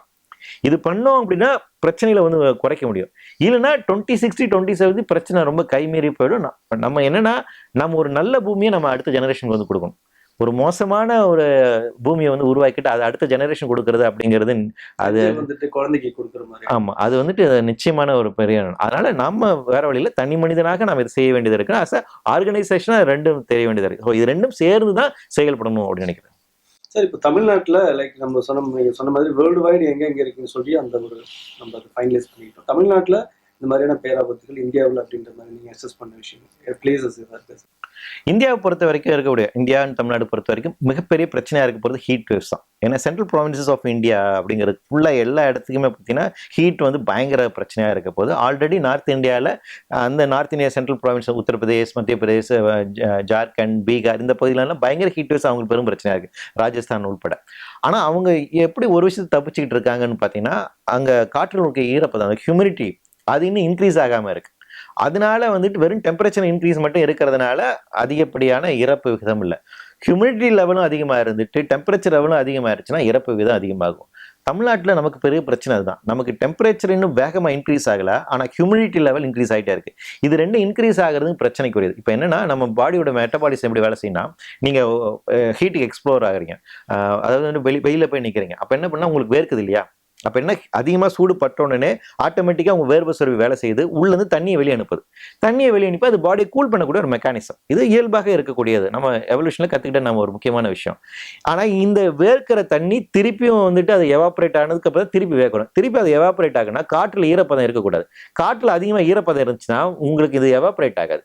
எவாப்ரேட் ஆகலாம், திருப்பி வேர்க்காது. அப்போ என்ன ஆகும்னா அதிகப்படியான ஹீட்டு பாடியில இருந்து இந்த இது எவாப்ரேட் ஆகல, பாடி கூல் ஆகல அப்படின்னா உங்களுடைய மெட்டபாலிசம் கொலாப்ஸ் ஆகும், இதயம் வேலை செய்யாது, ஹார்ட் அட்டாக் வரும். அதான் நம்ம ஹீட் ஸ்ட்ரோக்னு சொல்றோம். அப்போ இந்த பிரச்சனை இருக்கு இல்லையா, இதுதான் பெரும்பான்மையான இந்தியர்கள் சந்திக்கக்கூடிய பிரச்சனை. மழை அப்படிங்கிறது நமக்கு மான்சூன்ல மிகப்பெரிய பிரச்சனை இருக்கு. எக்ஸசிவ் ரெயின்ஃபால் தான். இனிமேல் நமக்கு நார்மல் ரெயின்ஃபால்னு இருக்க போறது இல்லை, எக்ஸசிவ் ரெயின்ஃபால் தான் உங்களுக்கு வந்து இருக்கும். அப்போ அந்த மழை மேகம், அந்த மான்சூன் பீரியட்ல நீங்க மழை மேகம் அதிகமான எதிர்பார்த்து அதுக்கான நீங்க தயாராகலாம். ஆனா ஹீட் உங்களுக்கு 10 மாசம் இருக்குமே.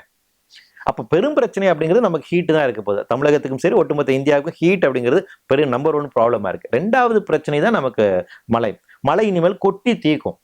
அதே போல குளிரும் அதிகமாக இருக்கும். இந்த அளவுக்கு ஹீட் வேவ்ஸ்ங்கிறது பிரச்சனையா இருக்கோ அதே போல கோல்டு வேவ்ஸ்ங்கிறது பிரச்சனை. கடலோரம் சார்ந்து இருக்கக்கூடிய பகுதியில் வந்து பார்த்தீங்கன்னா கடல் மட்ட உயர்வு அப்படிங்கிறது மிகப்பெரிய ஒரு பிரச்சனையா இருக்கும். சி எரோஷன் ஒரு பிரச்சனையா இருக்கும். வெஸ்டர்ன் காட்ஸ்ல பொறுத்த வரைக்கும் நிலச்சரிவுகள் இது சார்ந்து இருக்கக்கூடிய பிரச்சனைகள், அந்த எக்ஸசிவ் ரெயின்ஃபால் அது சார்ந்து இருக்கக்கூடிய பிரச்சனைகள் இருக்கும். இமயமலையில் பொறுத்த வரைக்கும் நான் முன்னாடியே சொன்ன மாதிரி கிளாசியர்ஸ் வந்து வேகமாக உருகி வருது, இந்த பிரச்சனைகளா இருக்கும். ஸோ இந்தந்த பிராந்திய அளவில் இதெல்லாம் மேஜரான ப்ராப்ளம்ஸாக இருக்கும். இதோடு சேர்த்து நிலத்தடி நீர் நம்ம கிட்ட வேகமாக குறைஞ்சிட்டு இருக்கு. நிலத்தடி நீர் உப்புமயமாதல் அதிகமாயிட்டு இருக்கு. மண்ணினுடைய ஆர்கானிக் தன்மை வந்து குறைஞ்சிருக்கு. சாயிலோட ஃபெர்டிலிட்டியை வந்து நம்ம வந்து குறைஞ்சிக்கிட்டு இருக்கோம். இது வந்து பரவலாக இருக்கக்கூடிய அடுத்த ஒரு பிரச்சனை. அப்போ இந்த இந்த பிரச்சனை எல்லாமே அந்தந்த பிராந்திய அளவில் இருக்கும். நீங்க கடலோர மாவட்டம் பொறுத்துக்கிட்டீங்கன்னா இந்த பிரச்சனை இருக்கும். அவங்களுக்கு கடல் பாதிப்பு இருக்கும், சைக்ளோன் பாதிப்பு இருக்கும், ஃப்ளட் பாதிப்பு இருக்கும். மத்திய பகுதியில் இருக்கிறதுனா அதிகமான ஹீட் வேவ்ஸ் இருக்கும். இமயமலை சாரி இது வெஸ்டர்ன் காட்ஸ் மேற்கு தொடர்ச்சி மலை சார்ந்திருக்கக்கூடிய பகுதியில் அப்படி இருக்கிறீங்க அப்படின்னா நிலச்சரிவு சார்ந்து இருக்கக்கூடிய பிரச்சனைகள், எக்ஸஸ் ரெயின்ஃபால் அப்படிங்கிறது அவங்களுக்கான பிரச்சனையா இருக்கும். தருமபுரி இந்த மாதிரி மாவட்டங்கள்லாம் எடுத்திருக்காங்க, அங்கெல்லாம் தண்ணீர் ஸ்கார்சிட்டி, வாட்டர் ஸ்கார்சிட்டி பிரச்சனை பண்ணுறாங்க. இதில் ரொம்ப ஆபத்தில் இருக்கக்கூடிய பிரச்சனையான இருக்கக்கூடிய மாவட்டங்கிறது பார்த்தீங்கன்னா நாகப்பட்டினத்தை சொல்கிறாங்க. நாகப்பட்டினம் வந்து ரொம்ப பிரச்சனைக்குரியதாக இருக்குது. ஏன்னா எல்லா இண்டிகேட்டர்ஸ்லையுமே அது ரொம்ப வர்னபிளாக இருக்கும். கிளைமேட்டிக் இண்டிகேட்டராக இருந்தாலும் சரி, வாட்டர் ஸ்கார்சிட்டி இண்டிகேட்டராக இருந்தாலும் சரி, அக்ரிகல்ச்சர் இண்டிகேட்டரா இருந்தாலும் சரி, நாகப்பட்டினம் வந்து ரொம்ப வர்னபிளாக இருக்கக்கூடிய ஒரு இடமாக இருக்கு. ஸோ இந்தந்த பிராந்திய அளவிலான இருக்கக்கூடிய ஏற்கனவே ஒரு அசஸ்மெண்ட் ரிப்போர்ட் கவர்மெண்ட் வந்து பண்ணியிருக்காங்க, அது வெளியிட்டிருக்காங்க. தமிழ்நாடு பொறுத்த வரைக்கும் எது வர்னபிலிட்டியாக இருக்கு, கிளைமேட் ரிலேட்டட், அதையுமே நம்ம அப்டேட் பண்ண முடியும். ஏன்னா அதில் எடுத்துகிட்ட ஃபேக்டர்ஸ் வந்து ஒரு 3 ஃபேக்டர் தான் எடுத்திருக்காங்க. வாட்டர் அவைலபிலிட்டி, கிளைமேட், தென் அக்ரிகல்ச்சர். இந்த 3 ஃபேக்டர் தான் எடுத்திருக்காங்க. இதை தாண்டி வேறு விதமான ஃபேக்டர்ஸுமே இருக்கு. இந்த 3 ஃபேக்டர்ஸ்லுமே வந்து பார்க்கும்போது தமிழகத்தில் இருக்கக்கூடிய ஏறத்தாழ 8லிருந்து 9 டிஸ்ட்ரிக்ட் அப்படிங்கிறது மோஸ்ட் வர்னபிளா இருக்கு. கிட்டத்தட்ட ஒரு 16 மாவட்டங்கள்ல வந்து வர்னபிள் ஸ்டேட்டஸ்ல அப்படிங்கிறது இருக்கு. ரொம்ப ஓரளவுக்கு பாதுகாப்பான மாவட்டங்கள் அப்படின்னு பார்த்தீங்கன்னா ஒரு 3லிருந்து 6 மாவட்டத்துக்குள்ளதான் இருக்கு. ஸோ மீது இருக்கக்கூடிய எல்லா மாவட்டங்களும் ஏதோ ஒரு வகையில ரொம்ப வர்னபிள் அல்லது மோஸ்ட் வர்னபிள் அப்படிங்கிற கண்டிஷன்ல தான் இருக்கும். சார், இப்போ இவ்வளவு விஷயங்களை நீங்க எடுத்துட்டு இருக்கீங்க, உங்களோட அந்த பூவுலகின் நண்பர்கள். ஸோ உங்களோட பர்சனல் லைஃப்ல இருந்து இந்த மாதிரி விஷயங்களுக்கு எவ்வளவு நேரங்கள் ஒதுக்குறீங்க, எவ்வளவு மெனக்கிடுறீங்க? அது அது வந்து என்னன்னா இருந்து அதே மாதிரி அதிகாரத்து வர்க்கத்துல வந்துட்டு நீங்க உங்களோட குரல்களை கொடுக்கறதுக்கு வேர்ல்டு வைடு இருக்க விஷயங்கள் அதை ஸ்ப்ரெட் பண்ணதா இருக்கட்டும், அதை கண்டினியூஸா நீங்க வந்துட்டு ஃபாலோ பண்ணி இல்ல அது என்னன்னா வந்து இப்போ எங்களுடைய பார்ட் ஆஃப் லைஃப் அப்படிங்கிறதா ஆயிடுச்சு. ஏன்னா இப்போ நம்ம ஒன்றும் இல்லை, சாதாரணமாக நம்ம காலையில் ப்ரஷ் பண்ணிட்டு இருக்கோம் அப்படின்னா ஒரு சயின்ஸ் பேப்பர் படிச்சிருப்போம், அதுதான் மண்டையில் ஓடிட்டு இருக்கும். அந்த இது அப்படி சொல்லியிருக்கேன் அப்படின்னு நானும் சுந்தரா சாருங்க பேசிட்டு இருக்கோம். காலையில் ஃபோன் பண்ண வந்துட்டு என்ன பண்ணிருக்கீங்க, இட்லி சாப்பிட்ருக்கீங்க அப்படின்னா, என்னங்க பனிப்பாறை ஊறிக்கிட்டு நீ இட்லி சாப்பிட்டு இருக்க அப்படிதான் அந்த அந்த ஒரு கான்வர்சேஷன் இதாக இருக்குது. அது சில நேரமே எங்களுக்குமே ரொம்ப ஸ்ட்ரெஸ்ஃபுல்லாக இருக்குது. ஏன்னா கண்டினியூஸாக கிடைக்கக்கூடிய சயின்டிஃபிக் ஸ்டடீஸ் பேப்பர்ஸ் எல்லாமே இது இப்படி தான் சொல்லுது. நீங்கள் வந்து சயின்ஸ் மேகசின், நிறைய நேச்சுரல் மேகசின்ஸ் எல்லாம் அவங்களுக்கு தான் அதுதான் மேஜரான ஜேர்னல்ஸ் நிறைய வருது. அந்த ஆய்வுகள்லாம் நம்ம தொடர்ச்சியாக வந்து நம்ம வந்து பேசுவோம். அப்படி நம்ம பேசும்போது வந்து ரொம்ப ஸ்ட்ரெஸ்ஃபுல்லான ஒரு விஷயம் தான் அது உண்மையில் இருந்துட்டு. ஏன்னா கண்டினியூஸாக வந்து என்னன்னா நீங்கள் ஒரு சயின்டிஃபிக் அண்டர்ஸ்டாண்டிங் வரும்போது, நீங்கள் ஒரு சயின்டிஃபிக் டெம்பர்மெண்ட்ஸை பார்க்கும்போது நீங்கள் படிக்கக்கூடிய அந்த ஆய்வு கட்டுரைகளை வந்து விசுவலைஸ் பண்ணி பார்க்கலாம். நீங்கள் இது இப்படித்தான் இருக்க போகுது அப்படின்னு அது இல்லை, அந்த விசுவலைசேஷன் பண்ண முடியல அப்படின்னா நீங்கள் உண்மையில அந்த டேஞ்சரை புரிஞ்சுக்க மாட்டீங்க. அந்த டேஞ்சர் உங்களுக்கு எப்போ புரியும் அப்படின்னா, நீங்கள் அந்த ஒரு உலகத்தை வந்து கற்பனை பண்ணி பாருங்க. 2050 சென்னை எப்படிப்பா இருக்கும் அப்படின்ற இருப்பாங்க. நம்ம நிறைய ஹாலிவுட் படங்கள்லாம் பார்ப்போம் இல்லைங்களா, இன் ஃபியூச்சர்ல உலகம் எப்படி இருக்குது, அந்த போஸ்ட் அப்போகலிப்டிக் வேர்ல்டு எப்படி இருக்கும், அந்த மேட் மேக்ஸ், இந்த மாதிரி நிறைய படங்கள் நம்ம நிறைய பார்க்குறோங்களா, அப்படியே இல்லை உடஞ்ச ஊர், பாதி விட்டு போன கட்டிடங்கள் இப்படிலாம் இருக்குங்களா, அந்த மாதிரி இருக்கு. அந்த அது அந்த மாதிரி இருக்கக்கூடியதுதான், தொடர்ச்சியாக அந்த மாதிரி பார்க்கலாம். ராமேஸ்வரம் தாண்டி ஒரு அந்த எக்ஸாக்ட்லி அந்த இது வந்துட்டு அந்த பெரிய அந்த அலை அடிச்சுட்டு போனதுக்கு அப்புறம் அந்த ஊர் எப்படி வந்துட்டு ஒரு ஹாண்டிங்கான ஒரு ஊர் இருக்கலாம். அந்த மாதிரி தான் இருக்கு.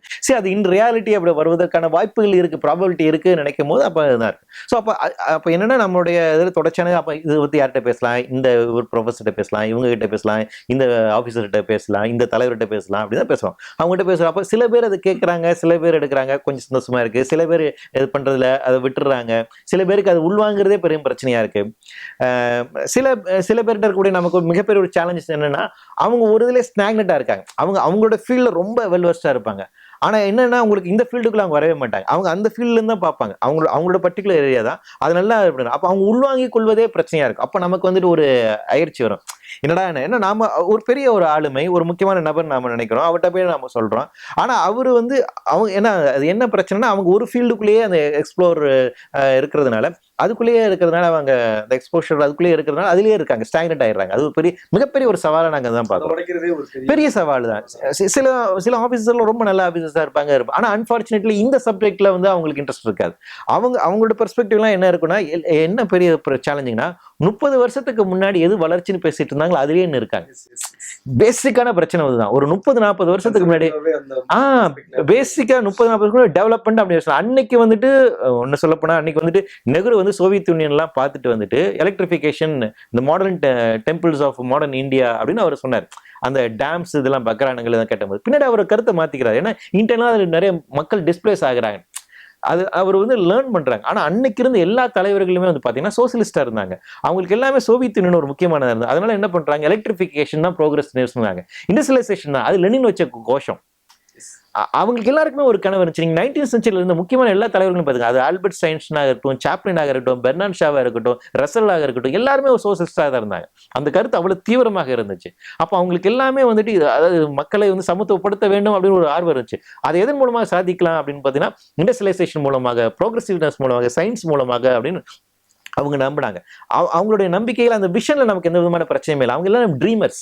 அவங்களுக்கு மாபெரும் ஒரு கனவு இருந்துச்சு, இது நாம நடைமுறைப்படுத்த வேண்டும், மக்களை மேம்படுத்த வேண்டும். அது எப்படி பண்ண போறீங்க அப்படின் போது, இந்த டெவலப்மெண்ட் மூலமா பண்ணுவோம்ப்பா, இந்த ப்ரோக்ரஸ் அப்ப ரோடு போடுவோம்ப்பா, இண்டஸ்ட்ரியலைசேஷன் கொண்டு வருவோமா அப்படின்னு.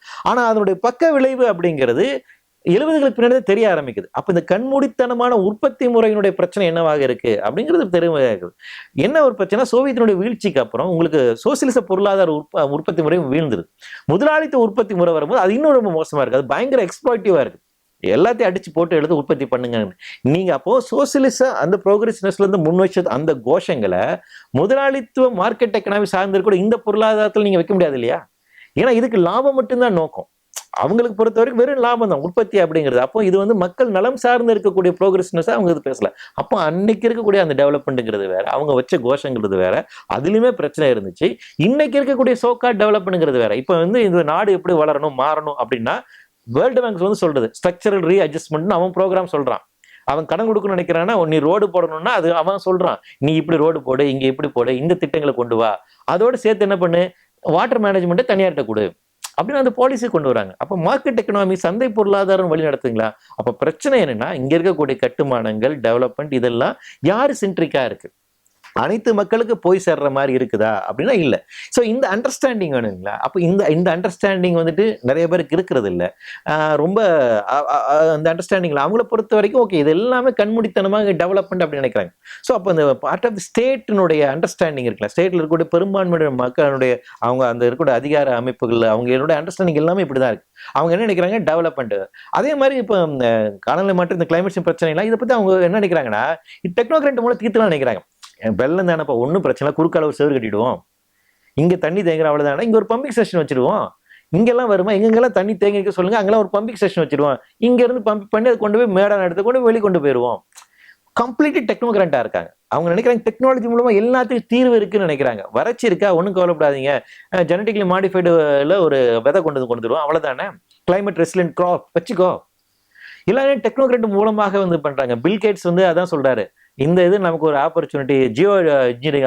அவர் உலக அளவில் பேசுறாரு. இந்த ஜேம்ஸான் படத்துல எல்லாம் வருமே, ஸ்பேஸ்ல வந்துட்டு ஒரு சேட்டலைட் மூலமாக வந்து நீங்க டெம்பரேச்சர் எல்லாம் மாத்துற அப்படிங்கிற மாதிரி, அந்த மாதிரி அவங்க சொல்றாங்க, ஜியோ இன்ஜினியரிங் பேசுறாங்க. அப்ப என்னன்னா, இங்க இருக்கிற பூமி அதோட இயல்பு தன்மை, அதோட சேர்ந்து வாழ்றது எப்படி, அது எப்படி சமமா கொண்டு போறது, எல்லாருமே ஒன்னா இருக்கிறது எப்படி, அது மோனோபோலி ஒழிக்கிறது எப்படி, எல்லாருக்கும் எல்லா ரிசோர்ஸ் கொண்டு போய் சேர்க்கறது அப்படின்னு இதை யோசிக்கிறது இருக்கு இல்லையா? இந்த அரசியல் மாற்றம் இருக்குல்ல, இதை யோசிக்கிறது கிடையாது. ஆனா அதுக்கு பதிலா டெக்னோகிராண்டா இதெல்லாம் தீர்த்துடலாம் அப்படின்னு நினைக்கிறாங்க. அப்ப இந்த சவால் இருக்குங்களா, இதுதான் மிகப்பெரிய ஒரு பிரச்சனை. அப்ப என்ன அப்படின்னா, நமக்கு இங்க இருக்கக்கூடிய இந்த பொருளாதார கொள்கையை நம்ம இன்னும் ரீவிசிட் பண்ண வேண்டியது, அதை ரிவைஸ் பண்ண வேண்டிய தேவை இருக்கு. அது இந்த எக்கனாமிக்ஸை வந்து நம்ம வந்துட்டு ரிவைவ் பண்ண வேண்டிய தேவை இருக்கு. அதுதான் எங்களுக்கு மிகப்பெரிய ஒரு சேலஞ்சா வந்து பாக்குறோம். நாங்க சொல்லக்கூடிய இந்த சயின்ஸை வந்துட்டு சில பேர் எதுக்குறாங்க, அனுபவ ரீதியா சில பேர் புரிஞ்சுக்கிறாங்க. ஆமா நீங்க சொன்னீங்க கரெக்ட், இப்போ இது நடக்குது அப்படின்னு அனுபவ ரீதியா வந்து சொல்லியிருக்காங்க. ஆனா இந்த மாற்றத்தை நீங்கள் கொண்டு வர வேண்டும் அப்படின்னு என்னன்னா, நம்மளுடைய எக்கனாமிக்கல் சிஸ்டத்தை மாற்றாம நடக்காது. ஏன்னா இந்த எக்கனாமிக்கல் சிஸ்டம் தான் கண்ட்ரோல் பண்ணுது. அரசனுடைய ஒவ்வொரு கொள்கைகளும் செயல்பாடுகளும் வளர்ச்சி திட்டங்களும் எதன் அடிப்படையிலிருந்து வருகிறது அப்படின்னு பார்த்தீங்கன்னா இந்த பொருளாதார கொள்கைகள் தான். இந்த பொருளாதார கொள்கை அப்படிங்கிறது என்ன அப்படின்னா இது சந்தை பொருளாதாரம் சார்ந்தா இருக்கு. சந்தை பொருளாதாரம் அப்படிங்கிறது WTO என்ன சொல்லுதோ அதன் அடிப்படையில் தான் இருக்கு. WTO அப்படிங்கிறது என்னன்னா GATS என்ன சொல்லுதோ அதன் அடிப்படையில் தான் இருக்கு. இந்த GATTுக்கு பின்னாடி வந்துட்டு உலக வங்கி, IMF இவங்க இருக்கிறாங்க. அதற்கு பின்பாக சில கார்ப்பரேட்ஸ் இருக்கிறாங்க. ஸோ அவங்க மூலமாக அவங்க அஜெண்டாஸ் தான் இங்கே இன்ஃப்ளூயன்ஸ் ஆகுது, நடைமுறைப்படுத்தப்படுகிறது. அப்போ இதை புரிந்து கொண்டு இந்த மாற்றத்தை எப்படி கொண்டு வரணும் அப்படிங்கிறத நம்ம செய்ய வேண்டியது. இதுதான் மிகப்பெரிய ஒரு சவாலாக பார்க்குறோம். ஆக்சுவலாக வழக்கமாக நம்ம இதுலேருந்து தனியாக ஒரு எக்ஸ்பிளேஷன் கொடுப்போம். ஸோ இங்கே எக்ஸ்பிளேஷனே தேவையே கிடையாது. எல்லாருமே டைரெக்டாக அதோட வீரியம் வந்துட்டு எல்லாருக்குமே கண்டிப்பாக புரிஞ்சிருக்கும், புரியணும். புரியுறவங்க அதற்கான அடுத்த கட்ட முனைப்பில் தன்னை இன்வால்வ் பண்ணிக்கணும் அப்படின்ற ஒரு விஷயம் தான் இங்கே இம்பார்ட்டன்ட். சார், இந்த மக்கள் வந்துட்டு உங்களோட அந்த பூ உலகம் அப்படின்னு நம்ம சொல்லும் பொழுதே ஐ ஹாவ் சம் எக்ஸ்பிளேஷன். எப்படின்னா எனக்கு புரிஞ்ச விஷயமே எப்படின்னா, இந்த பூ மாதிரி ரொம்ப சாஃப்டா இருக்கிற இந்த உலகம், அது மேலதான் நம்ம வந்து இவ்வளோ விஷயங்களையும் அந்த ஒரு இதழ் அதுக்கு மேலதான் இவ்வளோ வெயிட்டையும் வைக்கிறோம் அப்படின்றத புரிஞ்சுக்கிட்டாலே எல்லாரும் அந்த ஒரு பாண்டிங் அந்த ஃபீல் வந்துட்டாலே போதும். எவ்வளவு உயரத்துல இருந்தாலும் சரி, எவ்வளவு கடனில் இருந்தாலுமே இதுதான் நம்ம கட்டமைப்பு, இதுக்குள்ளதான் நம்ம இருக்கிறோம் அப்படின்ற ஒரு அந்த ஃபீல் வந்தாலே போதும் சார். பட் இன்னைக்கு நம்ம அதெல்லாம் நீங்க சொன்ன மாதிரி ஒரு பஸ் போயிட்டே இருக்குது, நம்ம அடுத்த பஸ்ஸுக்கு எங்கேயோ வெயிட் பண்ணி அதுக்கு தான் நம்மளை மாற்றிக்கிட்டு இருக்குன்ற மாதிரி இப்போ கரண்ட் சுச்சுவேஷனில் இப்போ இருக்கிற யங்ஸ்டர்ஸ் பீப்புள்ஸ் அண்ட் தென் நிறைய சமூகம் சார்ந்து மற்ற கட்டமைப்பில் இயங்குற மொத்தம், ஏன்னா இது எல்லாருக்குமான ஒரு பிரச்சனை தான், எந்த தவிர்க்கவே முடியாது. எஸ்பெஷலி நான் உங்களை பார்க்கும்போது பிரமிக்கிற ஒரு விஷயம் என்னன்னா, ஜென்ரலாக எல்லா ஃபீல்டில் இருக்கிறவங்க எல்லா லைஃப்ல இருக்கிறவங்களுமே பார்த்தீங்கன்னா அவங்களுக்கு தனிப்பட்ட ஒரு ரிலாக்ஸேஷனுக்கு எதாவது ஒரு ஆப்ஷன்ஸ் இருக்கும். ஆனால் உங்களை பொறுத்தளவுக்கு நீங்கள் அந்த ஆப்ஷனுக்குள்ளே போனாலுமே நம்ம இருக்கிற உலகத்துக்குள்ள பிரச்சனைக்குள்ளதான் நம்ம தேடிட்டு இருக்கோம். இதுல இருந்து நம்ம எந்த உலகத்துல போய் அதுக்கான ரிலாக்ஸேஷன் கொண்டு வந்து திருப்பி வந்திருக்க முடியும்? வேற கிரகத்துக்கு போய் தான் ரிலாக்ஸேஷன் பண்ணிக்கணும். அப்படி ஒரு ரிலாக்ஸேஷன் எடுத்துக்க முடியாத ஒரு மனிதம் அப்படின்னு வந்து பாத்தீங்கன்னா கண்டிப்பா நீங்க அந்த பூ உலகம் நண்பர். இது வந்து எவ்வளவு பெரிய நிதர்சனம். இதை தாண்டி எத்தனை பில்லியன் பீப்புள் வந்து இந்த உலகத்துல இருந்துட்டு இருக்காங்க.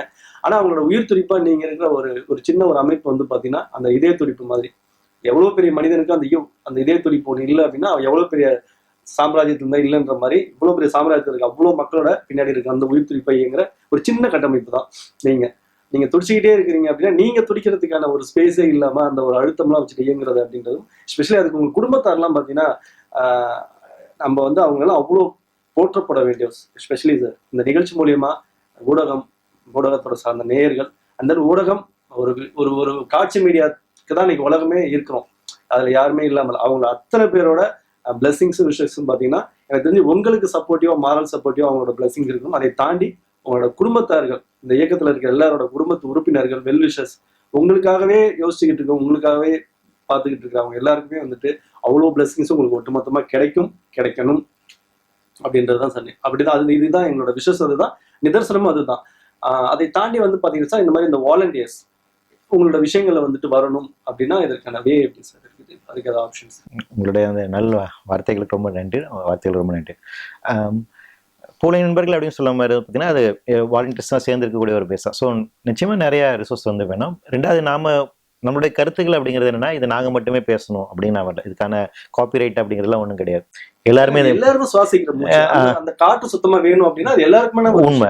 அதனால வந்து நம்ம பேசக்கூடிய இந்த விஷயங்கள், நாங்கள் எங்களுடைய எழுத்துக்கள், படைப்புகள் எல்லாமே நம்ம பொதுமக்களோட பார்வைக்கிறோம். அதனால எடுத்து எல்லாம் நிறைய பேர் பேசணுங்கிறத எங்களுடைய ஆசைமை. அதனால நிறைய வாலண்டியர்ஸ் வரணும். நீங்க இருக்கக்கூடிய பகுதிகளே நீங்க செயல்படலாம் அப்படிங்கிறத நம்ம வந்து சொல்றோம். ஸோ எங்களுடைய தனி வெப்சைட் இருக்கு, poolag.org சொல்லிட்டு அதில் ஃபாலோ பண்ணலாம்.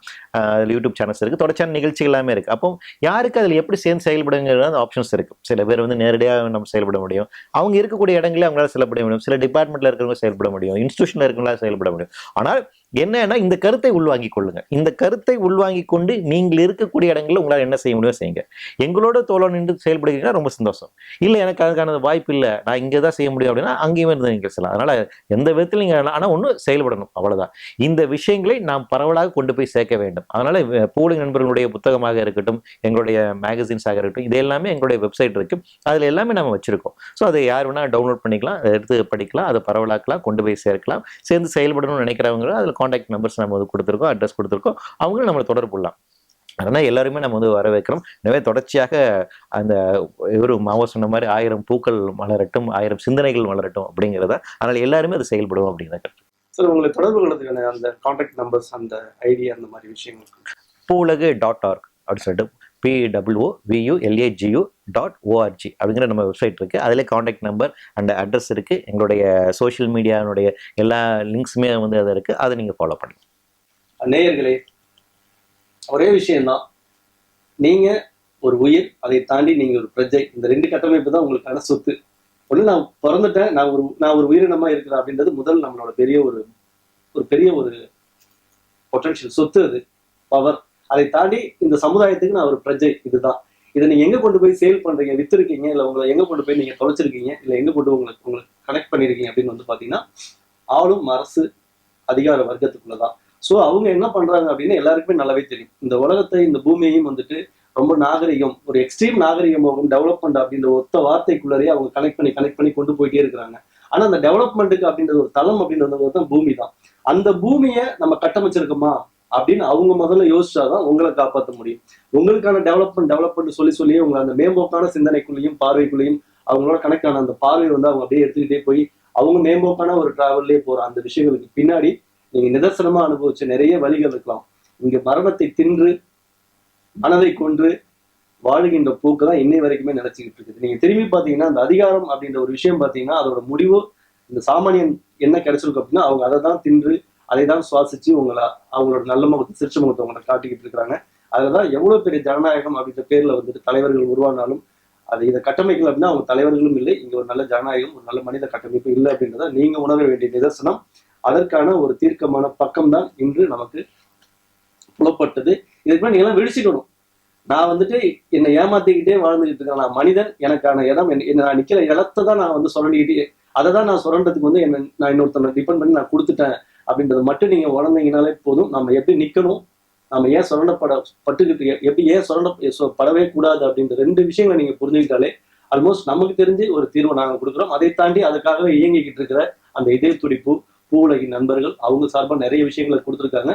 இது முற்றுப்பெறாத ஒரு விஷயம். இது தொடர்ந்து அதே மாதிரி சமுதாயத்தில் இருக்க எல்லாருமே வந்துட்டு அவங்களோட ஒரு அமைப்பு மூலியமா சேர்ந்து பார்த்துட்டு அந்த ஒரு அவேர்னஸ், அந்த ஒரு விழிப்புணர்வை எடுத்துக்கிட்டோம் அப்படின்னா முடிஞ்ச அளவுக்கு நம்மளோட சுவாசத்தை வந்துட்டு நம்மளால கொஞ்சம் ஈஸியா பிரீத் பண்ணிக்க முடியும். விஷம் இல்லாத ஒரு மற்றவங்களை அது அதிகாரம் கொடுக்குற காத்தை நான் சுவாசிக்கிற இடத்துல தான் நீங்க வாழ்ந்துகிட்டு இருக்கிறீங்க. அவங்க கட்டமைச்சு கொடுக்குற உலகம், அவங்க கட்டமைச்சு கொடுக்குற சுவாசிக்கிற காத்தை அவங்க கட்டமைச்சு கொடுத்தாதான் தண்ணின்ற நிலைமைக்கு நம்ம வந்துட்டோம். ஆனா அதெல்லாம் நமக்கான சொத்து, நமக்கு இயற்கையாவே கிடைக்க வேண்டியதான். நான் என்னை கொண்டு அவங்க கனெக்ட் பண்ணனால நான் ஒட்டுமொத்தையும் அவங்க கையில கொடுத்துட்டேன். அது அவங்க எல்லாமே வந்து நமக்கு நல்லது பண்றதுங்கிற பேர்ல எவ்வளவு அது வந்து ஊழ்வினை அப்படின்ற விஷயத்துல இருக்கிறாங்க அப்படின்றது கண்டிப்பா அதுதான் வழி மிகுந்த இந்த நிகழ்ச்சியின் ஒரு கட்டமைப்பா இருந்துச்சு. அதற்கு எங்களால முடிஞ்ச தீர்வுகளை வந்துட்டு இதுவும் மனுஷங்களா கொடுத்த தீர்வு தான்.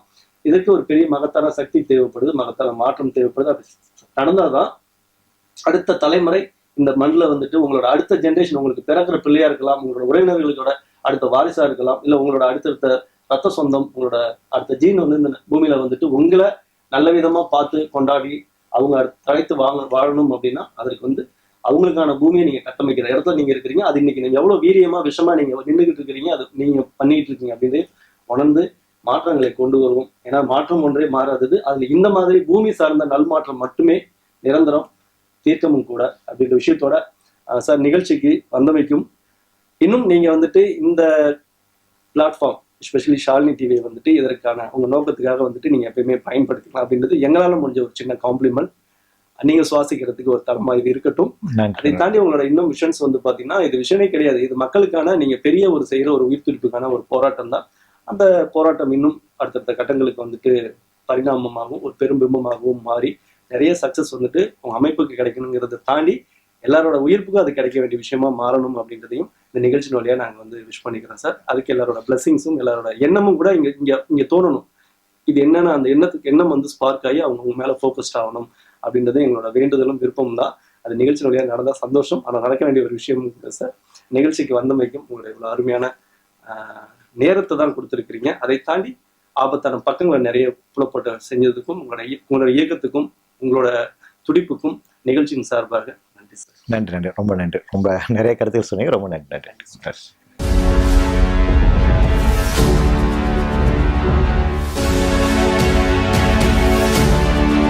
Spotlight with Shan.